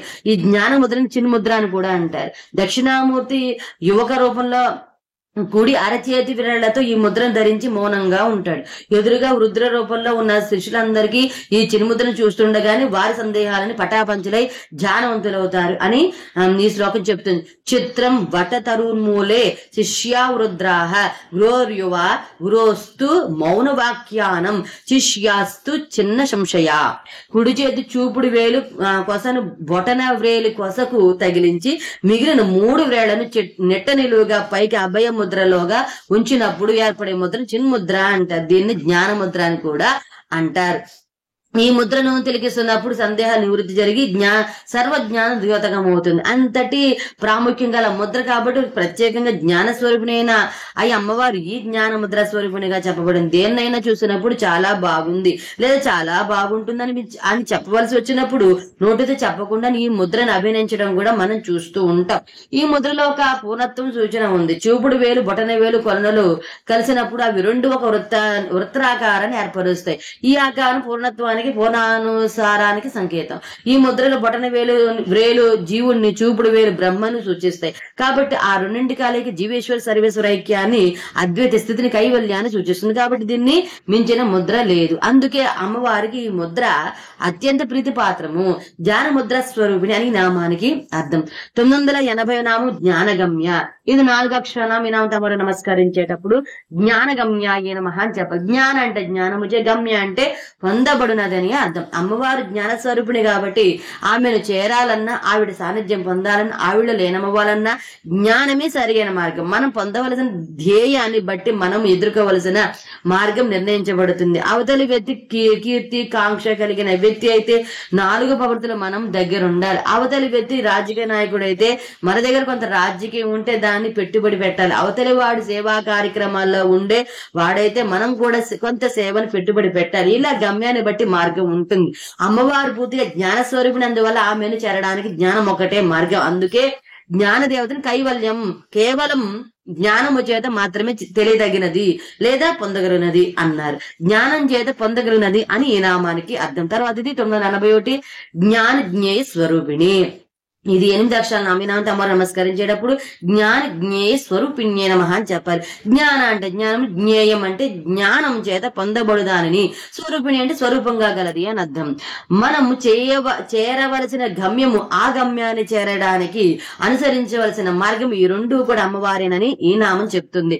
పారలౌకికమైన విషయాలపై బుద్ధిని పెట్టి సత్యాన్వేషణగా తప్పిస్తే ఆ తపన ఫలితంగా తత్వాన్ని అందుకుని తత్శబ్ద వాచునిలో లీనమవుతాయి. సినిమా రంగం గురించి తెలుసుకోవాలని సినిమా రంగానికి సంబంధించిన పత్రికలు, పుస్తకాలు చదివి వాటిల్లో నిష్ణాతులైన వారిని కలుసుకుంటూ అవగాహన పెంచుకోవాలి.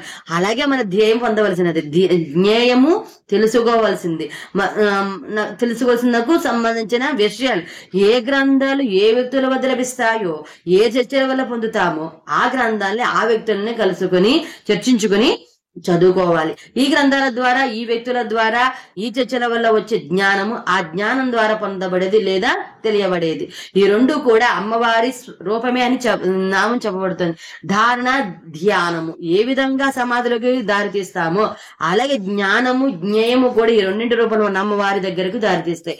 జ్ఞానమును జ్ఞేయమును తన స్వరూపంగా కలిగినది అని ఈ నామానికి అర్థం అనమాట. తర్వాత 982 యోని ముద్ర. ఇది 4 అక్షరాల నామ. ఈ నామంతో అమ్మవారు నమస్కరించేటప్పుడు యోని ముద్రాయ నమః అని చెప్పాలి. యోని ముద్ర అంటే యోని ముద్ర స్వరూపిణి. ఇంతకు పూర్వనామంలో ముద్ర గురించి చెప్పబడింది. జ్ఞాన ముద్ర లాగానే యోని ముద్ర కూడా కొంత ప్రత్యేకత ఉంది.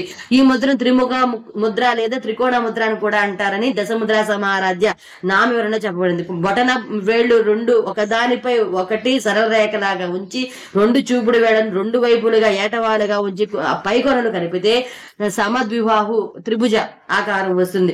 ఈ ఆకారంలో ఉండే ముద్రను యోని ముద్ర అంటారు. త్రికోణాలతో ఉండేది కాబట్టి త్రికోణ ముద్ర అని 3 ముఖాలు ఉండేది కాబట్టి త్రిముఖ అని త్రిముఖ ముద్ర అని కూడా అంటారు. శ్రీచక్రానికి కేంద్ర బిందు క్రమక్రమంగా వికసిస్తూ ప్రపంచ సృష్టి వ్యక్తమవుతున్నప్పుడు ఈ బిందు ముందుగా ఈ యోని ముద్రలో సూచించిన ఆకారం అవుతుంది. ఇక ఈ అట్టుపైన దాంట్లోంచి సమస్తం వ్యక్తమవుతుంది. సమస్తానికి ఉత్పత్తి స్థానం అవడం వలన ఈ ముద్రను యోని ముద్ర అన్నారు. తైత్రీయంలో కూడా సేంద్ర యోని అని చెప్పబడింది. సహస్రారంలోని బిందువు చుట్టూ ఉండే ప్రదేశమే ఈ యోనిగా రూపొందుతుంది. ఇది ఏర్పడిన తర్వాత దీనికి కారణభూతమైన బిందువు మాటు పడుతుంది. ఇటు బిందువుకు అటు వ్యక్త ప్రపంచానికి మధ్య ద్వారం లాగా ఉంటుంది. ఈ ముద్ర పరా సంబంధమైనదంతా దీనికి ఆవలి వైపు, అపరా సంబంధమైనదంతా ఏవల వైపు అంటే ఒక విధంగా ఈ యోని ముద్ర మాయా స్వరూపంగా వర్తించి తెరలాంటిదన్నమాట. సృష్టికి దారి తీసి ఈ ముద్ర కూడా ముద్రలో ప్రధానమైంది అమ్మవారు సృష్టి స్వరూపిణి కాబట్టి ఈ ముద్రకు ప్రాధాన్యం ఉంది. పురుష సూత్రంలో కూడా తస్య తీరాహ పరిజానంతి యోనిం అని చెప్పబడింది. ధీరులు మాత్రమే ఈ యోని గురించి చక్కగా అవగాహన చేసుకుంటారు అని ఈ మంత్రార్థం. యోని ముద్ర స్వరూపిణి అని ఈ నామానికి అర్థం అనమాట. తర్వాత 983 త్రికండేష్, ఇది 4 అక్షరాల నామము. ఈ నామంతో అమ్మవారు నమస్కరించేటప్పుడు త్రికండేశ్యే నమః అని చెప్పాలి. త్రికండ అంటే 3 భాగాలుగా నుండి వాటికి, ఈషి అంటే ప్రభుగా ఉండునది అని అర్థం. అమ్మవారి పంచదశాక్షరి మంత్రం కాది కూటం కా ఏ ఈ ల రిమ్, రెండోది హాది కూటం హా సా క హ ల రిమ్, మూడోది సాది కూటం సా క ల రిమ్. ఈ మూడు కూటములుగా ఉంటుంది. ఈ 3 కూటాలని 3 ఖండాలుగా కూడా చెప్పవచ్చు. ఈ 3 కూటాలుగా వరుసగా వాగ్భవ కూటము, కామరాజ కూటము, శక్తి కూటము అని అంటారు. అయితే ఈ విషయాల వివరణ త్రికూట అనే నామము 588 నామాలు మనం పూర్తిగా వివరణ అయితే విన్నాం. సహస్రాలను మూలాధారం వరకు ఉండే అగ్నితత్వ సుషుష్మ నామాగ్రం రాశిచక్రంలో అగ్నితత్వ రాశులైన మేష, సింహ, ధనుసులతో సమన్వయిస్తే ఆ 3 రాశుల ప్రారంభాలైన అశ్విని, మఖ, మూల నక్షత్రాలు ఉంటాయన్నమాట. అయితే మీకు ఒక పక్కన పటం చూపిస్తాను. దాని విధంగా చూస్తే మీకు అర్థమవుతుంది. ఈ విధంగా ఉంటుందన్నమాట. ఇక్కడ ఏబిసి బిందువులు వరుసగా ఈ క్రింద తెలిపిన వాటిని సూచిస్తాయి. ఏమో మేషరాశి ప్రారంభం, అశ్విని నక్షత్ర ప్రారంభం సహస్రారము, బి సింహరాశి ప్రారంభం, మఖ నక్షత్ర ప్రారంభం అనాహతం, సి ధనురాశి ప్రారంభం, మూలా నక్షత్ర ప్రారంభం మూలాధారం. ఈ విధంగా రాశుల చేత, నక్షత్రాల చేత, చక్రాల చేత సూచింపబడే పై పటంలో వృత్తం 3 భాగాలకు విభజింపబడినట్లు కూడా గుర్తించవచ్చు. సుషుమ్నా మార్గ సూచితమైన కుండలిని శక్తి అనే అమ్మవారు ఈ 3 విభాగాలుగా లేదా ఖండాలుగా ఉంటుందని కూడా చెప్పుకోవచ్చు. ఈ 3 ఖండాలతో సమన్వయింపబడే సుషుమ్నాకు అధిష్టాత్రి కాబట్టి అమ్మవారు త్రికండేసి అయింది. ఈ 3 ఖండాలతో పైన చెప్పిన 3 కూటాలను కూడా సమన్వయం చేసుకోవచ్చును. 3 ఖండాలుగా 3 కూటాలుగా నుండి పంచదశాక్షరి మంత్రమునకు సుషుమ్నా మార్గానికి అధిష్టాత్రి అని నామానికి అర్థాలు చెప్పుకోవచ్చు. తర్వాత 984 త్రిగుణ, ఇది 3 అక్షరాల నామము. ఈ నామంతో అమ్మవారు నమస్కరించేటప్పుడు త్రిగుణాయ నమః అని చెప్పాలి. త్రిగుణ అంటే త్రిగుణముల సమన్వయ రూపము. మొత్తం విశ్వాన్ని వామనావతారాన్ని విష్ణుమూర్తి తన 3 పాదాలతో ఎలా కొలిచాడో అలాగే అమ్మవారు విశ్వం మొత్తాన్ని 3 గుణాల సమ్మిశ్రంగా సృష్టించింది. అవే సత్వరజస్తమో గుణాలు. విశ్వంలోని జీవ వస్తువు సామాగ్రి దేన్ని తీసుకున్నా ఈ 3 గుణాల సమ్మిశ్రంగానే ఉంటుంది కాబట్టి అమ్మవారు ఈ 3 గుణాల సమన్వయ స్వరూపంగా చెప్పబడింది. ఈ 3 గుణాల సమన్వయ స్వరూపము అని ఈ నామానికి అర్థం అనమాట. తర్వాతది 985 అంబా, ఇది 2 అక్షరాలు. ఈ నామంతో అమ్మవారు నమస్కరించేటప్పుడు అంబాయ నమః అని చెప్పాలి. అంబా అంటే మాతృస్వరూపిణి, త్రిగుణాలకు త్రిగుణ భూయిష్టమైన ఈ ప్రపంచానికి కూడా మూల కారణమైన తల్లి వంటిది అని ఈ నామానికి అర్థం. తర్వాత 986 త్రికోణగా, ఇది 4 అక్షరాల నామం. ఈ నామంతో అమ్మవారు నమస్కరించేటప్పుడు త్రికోణగాయ నమః అని చెప్పాలి. త్రికోణగా అంటే త్రికోణ సమన్వయాత్మకంగా ఉండునది అని అర్థం. అమ్మవారి తత్వాన్ని వివరించాలంటే ప్రధానంగా త్రిభుజం చాలా ఉపకరిస్తుంది. త్రిభుజాలు 3 భుజాల ద్వారా గాని 3 కోణాల ద్వారా గాని త్రివగ్రంగా ఉండే అంటే 3గా ఉండే భూర్భవస లోకాలను, త్రిమూర్తులను, త్రిగుణాలను, త్రిలోకాలను, త్రినాడులను, త్రికూటాలను, త్రేతాగ్నులను, త్రిధాతువులను, త్రిశుతులను చక్కగా సమన్వయం చేసి చెప్పవచ్చును. అందుకని అమ్మవారు త్రికోణగా, త్రిమూర్తి త్రిగుణాదుల సమన్వయ స్వరూపిణి అని, మూల ప్రకృతిగాను, ఉత్పత్తి స్థానాన్ని సూచించే యోని ముద్రగాను ఉన్న జగజ్జనని అని ఈ నామానికి అర్థం చెప్పుకోవచ్చు. తర్వాత 987 అనఘ, ఇది 3 అక్షరాల నామం. ఈ నామంతో నమస్కరించేటప్పుడు అనఘాయ నమః అని చెప్పాలి. అనఘ అంటే పాపము లేనిది అర్థం. అఘము అంటే పాపము, అనఘము అంటే పాపము లేకపోవుట. పాడు పనులు, పాడు ఆలోచనలు ఉన్న వారికి పాపం ఉంటుంది. పరమ పవిత్రమైన ఆలోచన కలిగి మంగళకరమైన మహత్కార్యాలు చేసే వారిని పాపం ఎలా స్పృశిస్తుంది? అమ్మవారి సాన్నిధ్యంలో పాపం ఉండడానికి భయపడుతుంది. అమ్మవారున్న చోట పాపం ప్రవేశించదు, స్పృశించదు. కాబట్టి అమ్మవారు అనఘ. పాపస్పర్శ కూడా అంటనిది అని ఈ నామానికి అర్థం అనమాట. తర్వాత 988 అద్భుత చారిత్ర. ఇది 6 అక్షరాలు మీనాంత అమ్మవారు నమస్కరించేటప్పుడు అద్భుత చారిత్రాయే నమః అని చెప్పాలి. అద్భుత అంటే అద్భుతమైన, చారిత్ర అంటే చరిత్ర కలది అని అర్థం. చరిత్ర అంటే వర్తనం అని అర్థం. ప్రవర్తన వలన ధర్మాలు ఆచరణలో గుణాలు అవుతాయి. విత్తనాల్లో వాసన ధర్మ రూపంలో ఉంటే పువ్వుల్లో గుణ రూపంలో ఉంటుంది. విత్తనంలో ఆ వాసనకు సంబంధించిన ధర్మము లేకపోతే తర్వాత పువ్వుల్లో వాసన రాదు. అలాగే మంచి ప్రవర్తన మన దగ్గర ఉంటే మంచి చరిత్ర మనకుంటుంది. ఏదైనా చేస్తుందేమో అని చూచి కాలు వేయడం మంచిదే. ఎందుకంటే ఒకప్పుడు నేల మీద చేమ బదులు తేలు కూడా ఉండవచ్చు. అందుకే వారు భూమితో కలిసి ఉన్నారు, చరిత్రలో నిలిచి ఉన్నారు. బాల రామాయణంలో కూడా వాల్మీకి చరిత్రేడ చకోయుక్త అంటే ప్రవర్తన చేత గొప్పవాడెవరు, యుక్తుడెవరు అని నారదుని అడిగితే శ్రీరాముడు అని నారదుడు చెప్తారు. శ్రీరాము లలితాంబిక కాబట్టి ప్రస్తుతం అమ్మవారు కూడా దుష్ట శిక్షణ, శిష్ట రక్షణాది కృత్యాల చేత, పుణ్యవంతమైన పాతివ్రత్య ప్రవర్తనల చేత అద్భుతమైన చరిత్ర కలిగిందయింది. బండాసుర మహిషాసురాది సంహారాలు త్రిమూర్తులకు కూడా సాధ్యం కాని అసాధ్యన కార్యాన్ని సుసాధ్యం చేసి అద్భుతమైన అపూర్వమైన పేరు ప్రతిష్టలతో వన్నెకెక్కింది. కాబట్టి అమ్మవారు అద్భుత చారిత్ర, అద్భుతమైన చరిత్ర నడవడిక కలిగినది అని ఈ నామానికి అర్థం. తర్వాత 986 వాంఛితార్థ ప్రధాయిని. ఇది 8 అక్షరాల నామం. ఈ నామంతో అమ్మవారికి నమస్కరించేటప్పుడు వాంఛితార్థ ప్రధాయిని నమః అని చెప్పాలి. వాంఛిత అంటే కోరికలను, అర్థ అంటే ప్రయోజనములను బట్టి, ప్రధాయిని అంటే తీర్చున్నది అని అర్థం. ఈ నామానికి చాలా జాగ్రత్తగా అర్థం చెప్పుకోవాలి. ఎందుకంటే సర్వసాధారణంగా ఈ నామానికి భక్తుల కోరికలను తీర్చున్నది అని అర్థం చెప్తారు. ఈ అర్థాన్ని కలిసేటట్లుగా నామం వ్రాయాలంటే వాంఛితార్థ ప్రధాయిని అని వ్రాస్తే చాలదు కదా. వారి ప్రశ్నిస్తూ ఏం కాదు అలా వ్రాస్తే అనుష్ఠుప్ ఛందస్సుల పాదానికి 2 అక్షరాలు తగ్గుతాయని వాంఛితార్థ ప్రధాయిని అని వ్రాశారు అని చెప్పేవారు ఉండవచ్చు. కానీ అలా సమర్థించడానికి ప్రయత్నిస్తే వ్యాసుడు ఒక పాదాన్ని కూడా ఛందోబద్ధంగా సరిగ్గా వ్రాయలేడనే మనకున్న అజ్ఞానాన్ని బయట పెట్టుకున్నట్లే అవుతుంది. కానీ వ్యాసుడిని రక్షించి సమర్థించినట్లు అవ్వదు. పోని నామాలను అర్ధపదానికి పురుషార్థాన్ని అర్థం చెప్పుకుంటే ఈ పురుషార్థాన్ని ఇంతకు పూర్వం అమ్మవారు చాలా నామాల్లో చాలా సార్లు చెప్పేదిగా చెప్పుకున్నాం. మళ్ళీ ఇంకోసారి చెప్పడం అంత సమంజసం కాదు. ఈ నామంలోని వాంఛితానికి ప్రధాయినికి మధ్య ఉన్న అర్థం పదంలోనే ఉంది. వ్యాసుని రచనలోని సొగసుతనం, గడుసుతనం, గాంభీర్యము అంత అర్థం అంటే ప్రయోజనం అని అర్థం.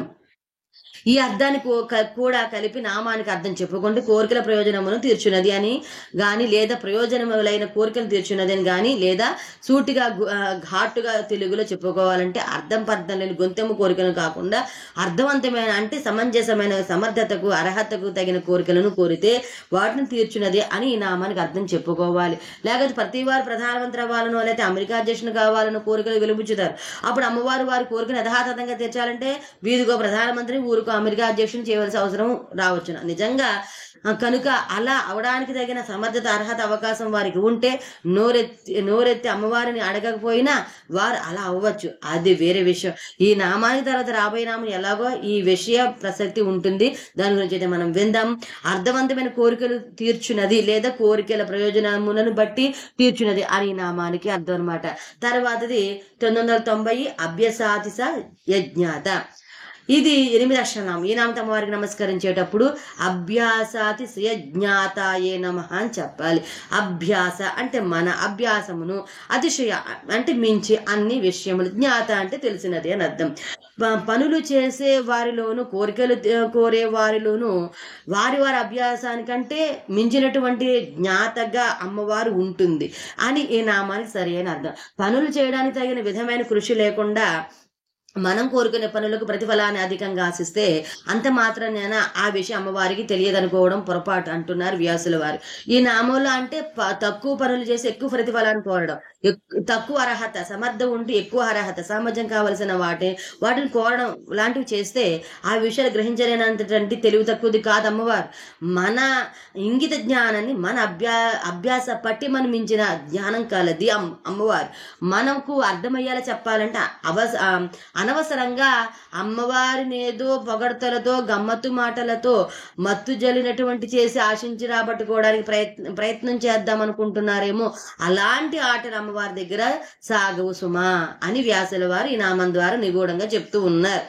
మనం అడిగే వాటిల్లో అడగకూడనివి తెలిసినది అని కూడా తేలికగా ఈ నామానికి అర్థం చెప్పుకోవడం ఇంకా సముచితంగా, సందర్భ శుద్ధితంగాను ఉంటుంది. అమ్మవారిని తెలుసుకుందామని మన అభ్యాసం అతిశయించని కొలది అర్థమవునది అయితే అని కూడా ఈ నామానికి అర్థం చెప్పుకోవచ్చును. మన అభ్యాసమును మించిన జ్ఞానం కలదని, మనం అడిగే వాటిల్లో అడగకూడదని తెలిసినదని, మన అభ్యాసం అధికమైన కొలది అధికంగా అర్థమవునదని ఈ నామానికి అర్థాలు చెప్పుకోవచ్చును. తర్వాతది 991 షడద్వాతీత రూపిణి. ఇది 8 అక్షరాలు నామతమరు నమస్కరించేటప్పుడు షడద్వాతీత రూపిణ్యే నమః అని చెప్పాలి. షట్ అంటే 6, అద్వ అంటే మార్గములకు, అతీత అంటే అతీతమైన, రూపిణి అంటే రూపము గలది. అద్వము అంటే మార్గము అనే అర్థం అయినా ప్రస్తుత సందర్భాన్ని బట్టి కుండలిని ప్రసార మార్గాన్ని నిర్దేశించే చక్రాలుగా అర్థం చెప్పుకోవాలి. దీనిని బట్టి షడద్వాలు అంటే షట్చక్రాలు అనే అర్థం వస్తుంది. అప్పుడు షడద్వాతీత రూపిణి అంటే చక్రాలకు అతీతంగా ఉండే రూపం గలది అని అర్థం వస్తుంది. షట్కోపరి సంస్థిత అన్న నామం మనం 108 నామం దగ్గర విన్నాం. ఈ నామము దాదాపు ఒకే అర్థాలు సూచిస్తాయని చెప్పుకోవచ్చు. షట్ అంటే 6 కాబట్టి పంచేంద్రియాలు ప్లస్ మనసు కలిసి 6 అవుతాయి. ఈ పంచేంద్రియాలు మనసే మనల్ని తప్పుడు మార్గాలు పట్టించేవి. మనం ఈ తప్పుడు మార్గంలో వలలో పడిపోతూ పతనమైపోతూ ఉంటాం. ఆ తప్పుడు మార్గాల వలలో పడకుండా తన భక్తులను అమ్మవారి కాపాడగలిగేది. అందుకంటే ఆవిడ వీటికి లోబడి ఉండక అతీతంగా ఉంటుంది కాబట్టి. షట్ చక్రాలు పంచేంద్రియ మనసులనే కాకుండా వేరే 6ని కూడా షడ్ద్వంద్వములు అంటారు. అవి పదాధ్వము అంటే పదములకు సంబంధించినవి, భువనాధ్వము అంటే లోకాలకు సంబంధించింది, వర్ణాధ్వము అంటే అక్షరాలకు సంబంధించింది, తద్వధ్వము అంటే తత్వాలకు సంబంధించింది, కళాధ్వము కళలకు సంబంధించింది, మంత్రధ్వము అంటే మంత్రాలకు సంబంధించింది.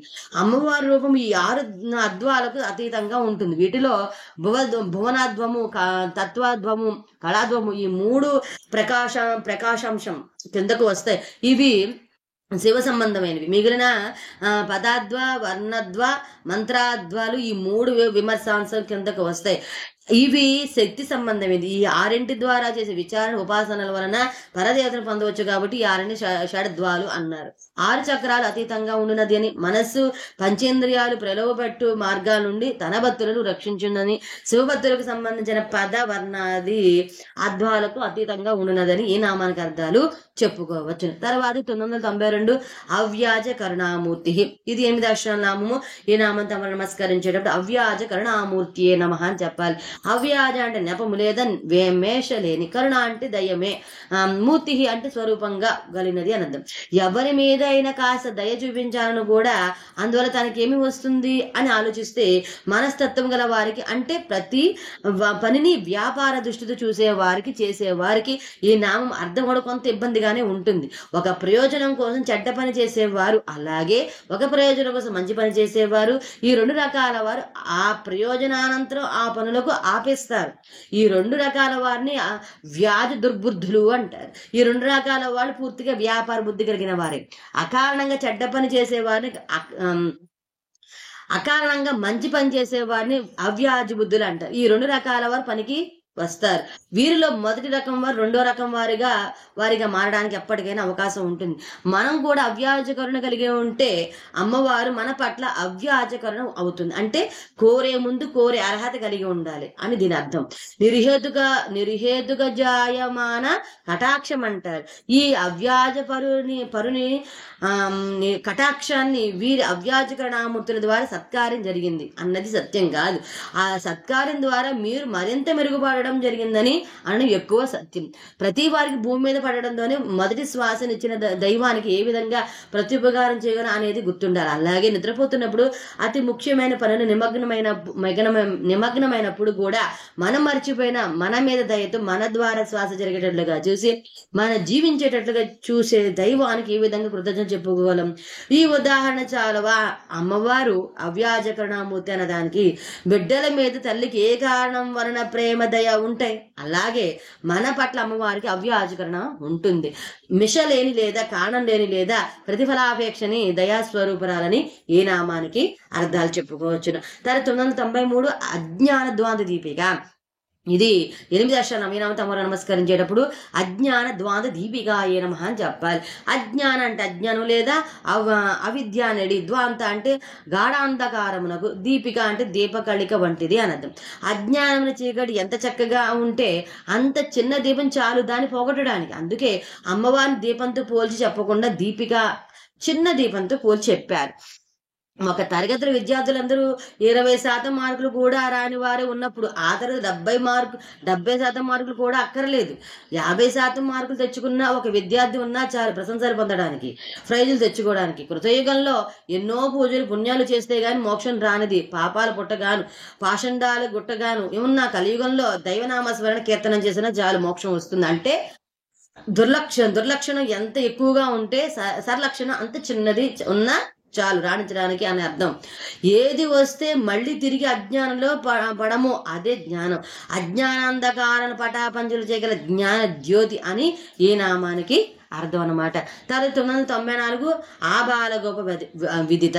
ఇది 8 అక్షరాల నామ. ఈ నామ తమరు నమస్కరించేటప్పుడు ఆబాల గోప విదితాయే నమః అని చెప్పాలి. ఆబాల అంటే పిల్లల నుండి, గోప అంటే గొల్లల దాకా, విదిత అంటే తెలియబడినది అని అర్థం. ఆబాల గోప అంటే ఆబాల గోపాలం అని ఒక అర్థం. అంటే అందరి చేత తెలియబడినది, అందరికి తెలియబడినది అని అర్థం. ఎవరికి అయినా తల్లి తెలియకుండా ఉంటుందా? పసి పిల్లవాడి దగ్గర నుండి పరమాత్మ వరకు తల్లి లేకుండా ఉండరు, తల్లిని స్మరించకుండాను ఉండరు. కాబట్టి అమ్మవారు ఆ బాల గోపివిత. కాలుష్యము చెందని స్వచ్ఛమైన మనసులకు ప్రతీకలుగా ఈ నామంలో బాల గోప పదాలు వాడబడి, అంటే వీరివి స్ఫటిక స్వచ్ఛత ఉండి వ్యర్థ తర్కం చేత కాలుష్యం కాని మాటలన్నమాట. గోవు ఎంత స్వభావము కలిగి ఉంటుందో సాధారణ గోవులను కాచే గొల్ల పిల్లలు కూడా అంత సాధులుగా అమాయకంగా ఉంటారు ప్రతీతి. అందుచేతని వారిని వెర్రి గొల్లలు అన్నారు. బాగుతన గోపపాలకులు ఇలాంటి వారి. అయితే ఇది పూర్వ రోజుల్లో సంగతి. ఇప్పుడు కొన్ని రకాల వారు తెలివి మీరారు. పిల్లలు గొల్లలు వంటి వారి స్వచ్ఛమైన మనసులతో తెలియబడుతుందని ఈ నామానికి అంటాం. గో అంటే ఇంద్రియాలు, ప అంటే రక్షించేవారు. కాబట్టి గోప అంటే ఇంద్రియాధిపతులు, అంటే దేవతలు అని అర్థం వస్తుంది. భూమి మీద ఉండే పసిపిల్లల దగ్గర నుండి పై లోకాల్లో ఉండే దేవతల దాకా అందరి చేత కూడా తెలియబడేది ఇంకొక అర్థం. బాలురు అంటే సనక సనంద సనత్ కుమార్ సనజ్జాతులు అనే అర్థం చెప్పుకుంటే బ్రహ్మ మానసపుత్రులు, బ్రహ్మవేత్తలు, స్వచ్ఛమైన పిల్లలు, మనసు గలవారు అయిన ఆ సనక ఆది కుమారు చేతను గో అంటే గోడాలకు, ప అంటే స్పత్తులైన గోడాధిపతుల చేతను కూడా తెలియబడేదని ఇంకొక అర్థం. ఆ బాల గోపముల చేత తెలియబడినదని, భూమి మీద ఉండే పిల్లల చేత దగ్గర నుండి పై లోకాల్లో ఉండే దేవతల చేత దాకా తెలియబడినదని, సనక సన్నాది కుమారులచే గోళాధిపతులచే తెలియబడినదని ఇంకొక ఈ నామానికి అర్థాలు చెప్పుకోవచ్చును. 995 సర్వానులంఘ్య శాసన. ఇది 8 అక్షరనామం. ఈ నామం వారికి నమస్కరించేటప్పుడు సర్వానులంఘ్య శాసనాయ నమః అని చెప్పాలి. సర్వ అంటే అందరి చేతను, అనులుంఘ్య అంటే దాటుటకు వీలులేని, శాసన అంటే ఆజ్ఞలు కలది. అమ్మవారి ఆజ్ఞలు ఆవిడ ఏర్పాటు చేసిన విధి విధానాలు ఎవ్వరు కూడా ఉల్లంఘించడానికి వీలు లేని విధంగా ఉంటాయి. అవతలి వారు త్రిమూర్తులైన దేవతలైన, దిక్పాలకులైన, గ్రహాదులైన భయభక్తులతో ఆమె ఆజ్ఞను పాటించి విధి నిర్వహణ సక్రమంగా సమర్థంగా చేయవలసిందే. ఈ విషయమే తైత్రీయంలో భాషాస్మాద్వాత పవతే భీషోదేతి సూర్య భీషాస్మాదగ్నిచ్ఛేద త్రిచ్చ మృత్యుందావతి పంచమ ఇది అని చెప్పబడింది.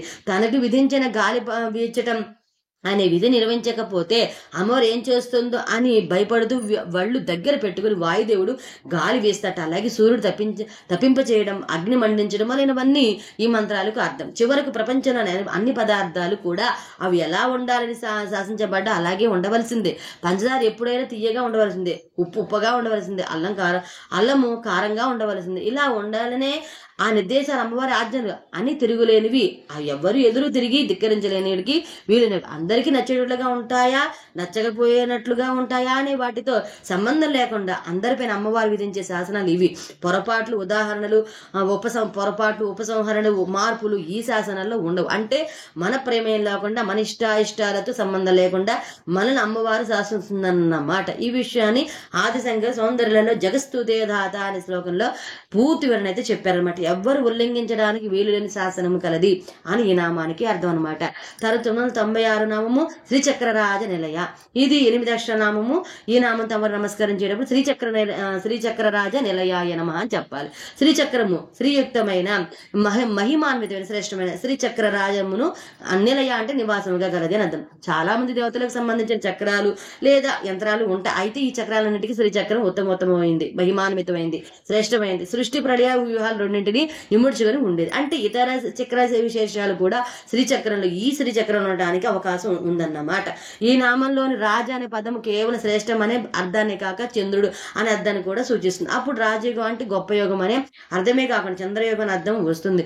చంద్రుడు అంటే మనస్సు, మావ వసోజాత అని సంకేతాన్ని గ్రహిస్తే చంద్రయుగం అంటే మనసును ఆత్మ లేదా పరమాత్మతో యోగించున్నది అని వస్తుంది, అర్థం వస్తుంది. అలాగే శ్రీ అంటే మంగళకరమైన మార్గంతో చక్ర తిరుగుగాడు, రాజ అంటే మనసు, నిలయ అంటే నిలయంగా గలది అని ఇంకొక అర్థం వస్తుంది. అంటే మంగళకరంగా ఉండే మనసు సర్వమంగళైన అమ్మవారి నిలయము అనే అర్థాన్ని సూచిస్తుంది. ఈ చక్ర వివరాలన్నీ చక్రరాజ రథారూఢ అన్న మన 8వ నామంలో అయితే పూర్తి వివరణ అయితే మనము అక్కడ విపులంగా అయితే విన్నాం. శ్రీయుక్తమైన మహిమాన్వితమైన శ్రేష్టమైన చక్రరాజము నివాసంగా కలిగినదని, మంగళకరముగా నుండి మనస్సును నిలయంగా గలది అని ఈ నామానికి అర్థాలు చెప్పుకోవచ్చు. తర్వాత 997 శ్రీమత్ త్రిపుర సుందరి. ఇది 8 అక్షర నామం. ఈ నామంతో అమ్మవారు నమస్కరించేటప్పుడు శ్రీమత్ త్రిపుర సుందరి ఏ నమః అని చెప్పాలి. శ్రీమత్ అంటే శ్రీయుక్తమైన, త్రిపుర అంటే త్రిపుర సంబంధితమైన, సుందరి అంటే సుందర స్వరూపిణి అని అర్థం. ఈ నామాల్లో అమ్మవారికి చెప్పబడిన విశేషణాలు చాలా ముఖ్యమైనవి. ఏ విధంగా చూసినా ఎప్పుడు ఎలా చూసినా మంగళకరంగాను శుభప్రదంగాను వైభవేతంగాను ఉండే లక్షణాన్ని శ్రీమత్ విశేషణం సూచిస్తుంది. త్రివిధములుగా ఉండి త్రిగుణ, త్రిలోక, త్రిస్థాయి, త్రికాల, త్రినాడు, త్రికూట, త్రివర్గ, త్రివేదాలు వర్గాలకు సంబంధించిన విషయ సమన్వయాన్ని త్రిపుర విశేషణం సూచిస్తుంది. లోకాతీతమైన, ఆహ్లాదకరమైన, అనిర్వచనమైన, అపూర్వమైన రూపవైభవాన్ని సుందరి ప్రదము సూచిస్తుంది. ఇలా అత్యుత్కృష్టమైన విశేషణాలతో కూడా ఉండే అమ్మవారిని, ఆ అమ్మవారికి సంబంధించిన శ్రీ విద్యను సరి అయిన పద్ధతిలో ఉపాసించిన వారికి జన్మ సార్థకమై జీవితము శ్రీమంతం అవుతుంది. శ్రీమత్ త్రిపుర సుందరి పదాల్లో శ్రీమత్ శబ్దము సత్యమును, త్రిపుర శబ్దమును శివమును, సుందరి శబ్దము సుందరమును కూడా సూత్రప్రాయంగా తెలియజేస్తాయి. కాబట్టి సత్య శివ సుందర లక్షణాలతో ఉండే అమ్మవారిగా ఈ నామాన్ని దర్శించి ఉపాసించవచ్చు. శ్రీమత్ త్రిపుర సుందరి నామస్మరణలోని శ్రీ లలితా సహస్రనామ వివరణ 4 భాగాలుగా వివరించబడ్డాయి. ఈ యుక్తమైన త్రిపుర సంబంధమైన సుందర స్వరూపిణి అని, సత్య శివ సుందర సమన్విత స్వరూపిణి అని ఈ నామానికి అర్థాలన్నమాట. తర్వాత 998 శ్రీ శివ. ఇది 3 అక్షరాలు. ఈ నామం తమరు నమస్కరించేటప్పుడు శ్రీ శివాయే నమః అని చెప్పాలి. శ్రీ అంటే ఆశ్రయించుకుని ఉన్న, శివ అంటే శివస్వరూపిణి. ప్రతి వారు తమ పేరు ముందర శ్రీ అని పెట్టుకుని సంతకం చేయాలి అనే సంప్రదాయం కూడా ఉంది. అయితే ఇలా చెప్తే ఈ శ్రీ అనేది తమ గొప్పతనానికి, గౌరవానికి సంబంధించిన పదంగా ఉపయోగించేవారేమో అనని మాత్రం అపార్థం చేసుకోకూడదు. శ్రీ అన్న, శ్రీమత్ అన్న శ్రీ సర్వాంతర్యామి ఆశ్రయించుకొని ఉన్న అని అర్థము నిజమేగా. మరి ప్రతి జీవి సర్వాంతర్యామిని ఆశ్రయించుకునేదిగా జీవించేది. అలాగే ఈ లలితా స్తోత్రంలో వచ్చే ప్రతి నామానికి కూడా శ్రీ ముందు పెట్టుకుని శ్రీమాత, శ్రీ మహారాజ్ని, శ్రీమత్ సింహాసనేశ్వరి, శ్రీ చిదగ్నికొండ సంభూత, శ్రీ లలితాంబిక అనే విధంగా చదువుకోవడం కూడా ఒక పద్ధతి. శ్రీ విష్ణు సహస్రనామంలో అయితే ప్రతి నామానికి చివర అభిరక్షతు అని చెప్పడం ఒక పద్ధతి. ఎందుకంటే ఆ సహస్రనామ స్తోత్రంలో అన్ని నామాలు చెప్పిన తర్వాత చివరకు అభిరక్షతు అనే పదంతో స్తోత్రం పూర్తి అవుతుంది. ఈ అభిరక్షతు క్రియాపదాన్ని ప్రతి నామానికి చివరి చేర్చి విశ్వం అభిరక్షతు, విష్ణు అభిరక్షతు, వషట్కార అభిరక్షతు, వాసుదేవ అభిరక్షతు అనే విధంగా చదువుకోవడం కూడా ఒక పద్ధతి. ఈ లలితా సహస్రనామ స్తోత్రంలో నిండా మంత్రత్వం ఉంది. అయితే ఈ మంత్రత్వం శ్లోకాల్లో ఉన్నంతంగా ప్రతి నామాన్ని విడవిడిగా చేర్చి చెప్పడం ఉండకపోవచ్చు. ఈ స్తోత్ర ప్రారంభంలో నామం శ్రీమాత, స్తోత్రం చివరిలో వచ్చే నామం శ్రీ శివ. అంటే మొదటి నామం మాతకు సంబంధించింది అయితే ఈ చివరి నామం శివకు సంబంధించిందిగా ఉంది. అయితే అంటే జగత్తుకు మాతాపితరైన వారి మధ్య ఈ స్తోత్రము ఇమర్చబడిందన్నమాట. బయట ఉన్న ఆకాశ స్వరూపిణ పరమాత్మ దహర ఆకాశం నుంచి తొంగి చూస్తున్నట్లు ధ్యానం చేయాలి ఈ స్తోత్ర పారాయణలో. ఆ అయ్యవారి నామము శివలో అమ్మవారి నామం శివ ఇమ్మడి ఉండదు, కానీ అమ్మవారి నామం శివ, శివ ప్లస్ అలో అయ్యవారి నామమైన శివ కూడా ఇమ్మడి ఉంటుంది. అలాగే అజ్ఞానంలో జ్ఞానం ఇమ్మడి ఉంటుంది, కానీ అజ్ఞానంలో అజ్ఞానం ఇమ్మడి ఉండదు. అమ్మవారి భౌతిక స్వరూపం అజ్ఞానానికి శక్తి జ్ఞానానికి సంబంధించినవి కాబట్టి నామపరంగాను రూపపరంగాను కూడా అమ్మవారిలో అయ్యవారు ఉంటారు, కానీ అయ్యవారిలో అమ్మవారుండరదని ఈ విశేషణ వివరిస్తుంది. ఇంకా విపులంగా చెప్పాలంటే ఎప్పుడైనా నామరూపాలు రెండు అవిద్యకు అజ్ఞానానికి సంబంధించినవి ఏమేనని అయితే ఈ ఇద్దరి నామాల రూపాలు వేరువేరుగా ఉన్నట్లు అనిపించిన తత్వతః ఇద్దరు ఒకటే అని గ్రహించాలి. అలా గ్రహించడం నిజమైన జ్ఞానము. శరీరాన్ని స్వీకరిస్తే సోహం ఉంటుంది, శ్వాస ఉంటుంది, కాబట్టి శరీరాన్ని త్యజిస్తే ఓం ఉంటుంది. కార కార సూచిత ఉచ్ఛ్వాస నిశ్వాసాలు ఉండవు కాబట్టి, అంటే ఈ ఓం కోసమే శ్వాస, ఆ శ్వాస కోసమే ఊపిరితిత్తులు, ఆ ఊపిరితిత్తుల కోసమే గుండెకాయ, ఆ గుండెకాయ కోసమే నాడులు, నరాలు, కండరాలు, ఎముకలు, అన్నం మొదలైన వాటితో చివరకు ఈ శరీరం. ఇది ఓం నుండి శరీర సృష్టి క్రమం. ఓం అని శివుణ్ణి ఆశ్రయించుకుని ఉన్న శ్రీమని సృష్టి స్వరూపిణి అని అమ్మవారి నామమే శ్రీ శివ. ఆశ్రయించుకొని ఉన్న శివస్వరూపిణి అని ఈ నామానికి అర్థం అన్నమాట. తర్వాత నామం 999 శివ సత్యైక్య రూపిణి. ఇది 8 అక్షరాల నామం. ఈ నామం తమరు నమస్కరించేటప్పుడు శివ సత్యైక్య రూపిణి నమః అని చెప్పాలి. శివ అంటే శివుడు, శక్తి అంటే శక్తి, ఐక్య అంటే కలిసి ఉన్న, రూపిణి అంటే స్వరూపమును కలిగినది అని అర్థం.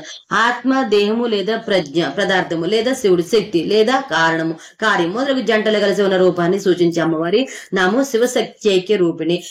ఈ ఐక్య రూపంలో ఏ భాగం ఎంత మేరకు కలిసి ఉందో చెప్పడం కష్టం. ఈ భాగాలు చీకటి వెలుగు లాంటివి. తలుపులు అన్ని వేసి ఉన్న గది నిండా చీకటి ఉన్నదనుకోండి, ఆ గదిలో బల్బుకు బయట నుండి స్విచ్ వేయగానే అది వెలిగినప్పుడు గదంతా వెలుగు నిండి ఉంటుంది. అయితే అప్పుడు గదిలో పూర్వం ఉన్న చీకటి అంతా మాయమై వెలుగు వచ్చిందా? గదిలో ఉన్న చీకటి కొత్తగా వచ్చిన వెలుగును రెండూ కలిసి ఉంటున్నాయా? అయితే గదిలో ఎంత మేరకు చీకటి, ఎంత వరకు వెలుగు ఉన్నాయి? గదిలో ఉన్న చీకటే వెలుగుగా మారిందా? అసలు చీకటే వెలుగు, వెలుగే చీకటేనా? ఈ ప్రశ్నలన్నింటికి సరి అయిన సమాధానం చెప్పగలరా? చెప్పడం కష్టం. వెలుగు చీకటినే భార్యాభర్తలు ఒకరినొకరు కౌగులించుకున్నట్టులో బాగా నైపుణ్యం గలవారు. వారిద్దరు కలిసి ఉన్న ఆ స్థితిలో ఎవరి శరీరం ఎవరిలో ఎంతవరకు ఇమిడిపోయిందో చెప్పడం కష్టం. వాస్తవానికి అర్ధనారీశ్వర రూపం అలాంటిదే. ఇద్దరి మధ్య సరిహద్దు లేఖను ఊహించగలిగే లాగా ఒకరి ప్రక్క ఒకరు ఉండరు. అసలు వెలుగు వేరు, చీకటి వేరు అనుకోవడమే మన అజ్ఞానం. కంటితో దేన్నైతే మనం చూడలేమో దాని చీకటి అని, చూడగలిగే దాన్ని వెలుగు అని చెప్పేది కేవలం సాపేక్షక వివరణే. ఈ రెండింటిలో ఏది నిరపేక్షకము, ఏది సాపేక్షకము చెప్పడం కష్టం. సూర్యుడు గాని, చంద్రుడు గాని, నక్షత్రాలు గాని, అగ్ని గాని, దీపం గాని ఉంటేనే మన కంటికి వెలుగు ఉంటుంది. అంటే ఇలా వెలుగును రప్పించే పైన చెప్పిన సూర్యుని లాంటి ఉంటేనే చీకటిలోంచి వెలుగు వస్తుంది. అవి లేకపోయినా ఉండేది చీకటి కాబట్టి ఈ ఒక విధంగా చీకటి వాస్తవానికి నిరపేక్షకం, వెలుగు సాపేక్షకం అవుతాయి. ఎప్పుడు ఈ చీకటి వెలుగులు కలిసి ఉంటాయి? ఏ నిష్పత్తులు ఏ పాళ్ళల్లో కలిసి ఉంటాయి? ఆయా సందర్భాలను బట్టి అవే ఒక అవగాహనకు వస్తాయి. అలాంటి చీకటి వెలుగులు ప్రత్యేకలే శివశక్తులు. ఈ ఇద్దరి మధ్య ఉండే పరమ ఉత్కృష్టమైన అవగాహన, సర్దుబాటు తత్వమే వారి దివ్య దాంపత్యం అని అనడానికి కారణం. ఇటువంటి దాంపత్యం సృష్టిలో మరెవరికి లేదు. శ్రీమాతా నామము తల్లిని సూచించేది, శ్రీవానామము తండ్రిని సూచించే శివునికి సంబంధించింది గాను. అయితే ఈ శివశక్త్యైక్య రూపిణి నామము ఆ తల్లిదండ్రులిద్దరిని కలిసి ఉన్న రూపాన్ని సూచించే నామము అవుతుంది. కుండలిని శక్తి అనే అమ్మవారి సహస్రాల శివునితో కలిసి ఉన్న స్థితిని సూచించిన ఈ నామం కుండలిని యోగానికి పరాకాష్ఠ స్థితి అయిన జీవన్ముక్తి సంబంధించినగా అర్థం చేసుకోవాలి. ఈ స్థితిని ఆంగ్లంలో మనం ఏమంటామంటే the state of matter is spirit and spirit as matter అని అంటారు. ఈ శివశక్తుల సమైక్య రూపాన్ని సూచించే యంత్రమే శ్రీచక్రం. ఈ క్రింది శ్లోకం చెప్తుంది: చతుర్భి శివ శక్త్యైక్య శక్తి చక్రైక్య పంచభి శివశక్త్యాత్మికం జ్ఞేయం శ్రీచక్రం శివయోర్వపు. 4 శివచక్రాలు, 5 శక్తి చక్రాలు కలిసి శివశక్త్యాత్మకంగా ఉండేదే శ్రీచక్రం అని శ్లోకార్థం. ఈ శివశక్తులిద్దరినీ విడదీయలేమని, ఒకరు లేకుండా ఒకరు ఉండరని, ఈ ఇద్దరు చంద్రులు వెన్నెల్లాంటి వారిని ఈ శ్లోకము చెప్తుంది. నశివేన వినాదేవిన దేవ్యాచ వినాశివ నానయోరంతరం కించిత్ చంద్రికయోరివా. ఎవరైనా భార్య భర్తల మధ్య ఎడబాటు గాని అపార్థాలు వచ్చి వెడిపోవటం గాని స్పర్ధలు ఉన్నప్పుడు గాని ఈ నామాన్ని సంపుడు చేసి శివ సత్యైక్య రూపిణ్యే నమః అని చెప్పిస్తే అచల కాలంలోనే అన్ని చక్కదిద్దబడి ఆ ఇద్దరు ఏకమవుతారు. పంచభూతాలకు సంబంధించిన ధూమవతి, హ్లాద, భాస్వత్, స్పందన, వైభవ శక్తుల సమష్టి రూపంగా ఉండినదని, శివశక్తుల ఐక్యమై ఉన్న రూపంగా ఉండినదని ఈ నామానికి అర్థాలు చెప్పుకోవచ్చు. తర్వాతది 10వ నామము లలితాంబిక. ఇది 5 అక్షరాల నామతమర నమస్కరించేటప్పుడు లలితాంబికాయే నమః అని చెప్పాలి. లలితాంబిక అంటే లలితాంబిక నామాన్వితమైన జగజ్జనని. ఇది ఇంకా చిట్ట చివరి 10వ నామంలో ఇంతవరకు చెప్పిన 990 నామాలకు బిరుదు నామాలుగా కలిగిన జగజ్జనని యొక్క అసలు నామము చెప్పబడుతుంది. ఈ నామమే లలితాంబిక. ఓం శ్రీమాత్రే నమః. పంచభూతాత్మక సృష్టి అంతా నామరూపాత్మకము కాబట్టి సృష్టికి మూలమైన జగన్మాతను కూడా ఒక నామంతోనూ ఒక రూపంతోనూ వ్యక్తపరచడానికి గాను ఒక నామాన్ని, అందుకు సమంజసమైన ఒక రూపాన్ని ఋషులు దర్శించి ధృవపరిచారు. ఆ నామమే లలిత. ఆ రూపమే మనం పూజించే లలితాదేవి యొక్క దివ్యమంగళ విగ్రహం. ఈ లలితాదేవి ప్రస్తుతం 1000 నామంగా చెప్పబడుతున్న లలితాంబిక. లోకాన తీత్య లలితే లలితాతేన సోష్యతే అని పద్మపురాణంలో లలితా పదాన్ని నిర్వచించబడింది. సకల లోకాలను మించి ప్రకాశించే కోమల స్వరూపమే లలిత అని దీని అర్థం. లోకాతీతమైన తేజస్సు, లాలిత్యము, మాధుర్యం, గాంభీర్యము, విలాసము, శోభ, స్థైర్యము, ఔదార్యం అమ్మవారికి ఈ 8 దివ్య గుణాలు ఉంటాయి. అవన్నీ లలిత పదానికి అర్థాలు. అందుకని అమ్మవారి పేరు లలిత. సంస్కృతంలోనూ మా తల్లిగా అనే పదం ఉంది. ఈ పదానికి శ్రేష్టమైన పదానికి తెలపడింది a word used at the end of nouns to denote excellence or anything best of its kind అని తెలుపడానికి నామవాచకాలు చివరి ఉపయోగిస్తారు. ఉదాహరణకు గోమ తల్లిగా అంటే శ్రేష్టమైన గోవు అని అర్థం. ఈ మా తల్లిగా పదంలో మొదట చివర ఉన్న మా కా అక్షరాలకు మధ్యగా ఆ పదానికి ప్రాణపదంగా ఉన్న 2 అక్షరాల పదమే తల్లి. ఈ తల్లి అనే పదంలో ఒక తాకారము, ఒక లీకారము, ఒక లా కారము ఉంటాయి. ఈ 3 తారుమారైతే లలిత అనే పదం వస్తుంది. బహుశా మా తల్లిగాలోని తల్లి అనే పదం ఋషులకు ఈ లలితగా భాషించి ఉండవచ్చు. కశ్యప పశ్యక అన్నట్లుగా మాట అన్నమాట. జన్మనిచ్చే మాతృస్వరూపిణి తెలపడానికి తెలుగు భాషలో పైన వివరించిన తల్లి అనే పదాన్నే తెలుసుకోవడం మన తెలుగు వారి అదృష్టం. అంటే జగజ్జని నామైన దళిత మన తెలుగు భాషలో తల్లిగా రూపాంతరం చెందింది అని కూడా మనం చెప్పుకోవచ్చు. దీన్ని బట్టి మిగిలిన వారి కంటే మన తెలుగు వారికి లలితాదేవి మరింత దగ్గరైన తల్లి అని చెప్పవచ్చు. లలిత అనే మా నామం కొంతమంది దేవతలకు కూడా ఉంది. అలాగే అంబిక అనే నామం కొంతమందికి దేవతలకు, ధృతరాష్ట్రుని తల్లికి కూడా ఉంది. అయితే లలిత ప్లస్ అంబిక, లలితాంబిక అనే నామం ఎవరికి లేదు, ఒక అమ్మవారికి తప్ప. ఈ లలితాంబికకు సంబంధించినవే ఇంతకు ముందు చెప్పిన నామాలని. లలితా నామిత్వనే జగజ్జనని అని నామానికి అర్థం. లలితా సహస్రనామ స్తోత్రం 1000 నామాలు శ్రీ లలితాంబిక నామంతో పూర్తయ్యాయి. ఈ 1000 నామాలు 182/1 శ్లోకాలు ఇమ్మడి ఉన్నాయి. ఇక చివరికి 183వ శ్లోకాలు 2వ సగభాగంలో ఉన్న ఏవం శ్రీ లలితాదేవ్య నామ సాహస్రం జగుహు అన్న 3-4 పదాలు అమ్మవారికి నామాలు ఏమీ లేవు. ఈ భాగం అర్థం ఏంటంటే ఇంతవరకు చెప్పనివి శ్రీ లలితాదేవి యొక్క 1000 నామాల గును అని అర్థం. ఈ విధంగా మనము లలితా సహస్రనామ వివరణలోని 1000 నామాలకి కూడా అర్థాలైతే విని ఉన్నాము. తర్వాత మనం ఇంకొక ఆధ్యాత్మిక విషయం గురించి అయితే విందాము. అంతవరకు స్వస్తి. అమ్మవారి యొక్క కరుణ కటాక్షములు మనందరిపైన ఉండాలని కోరుకుంటూ ఉన్నాను. సర్వే జన సుఖినం సమస్త మంగళాని భవంతు. స్వస్తి. సర్వం శ్రీ లలితాదేవ్యార్పణమస్తు.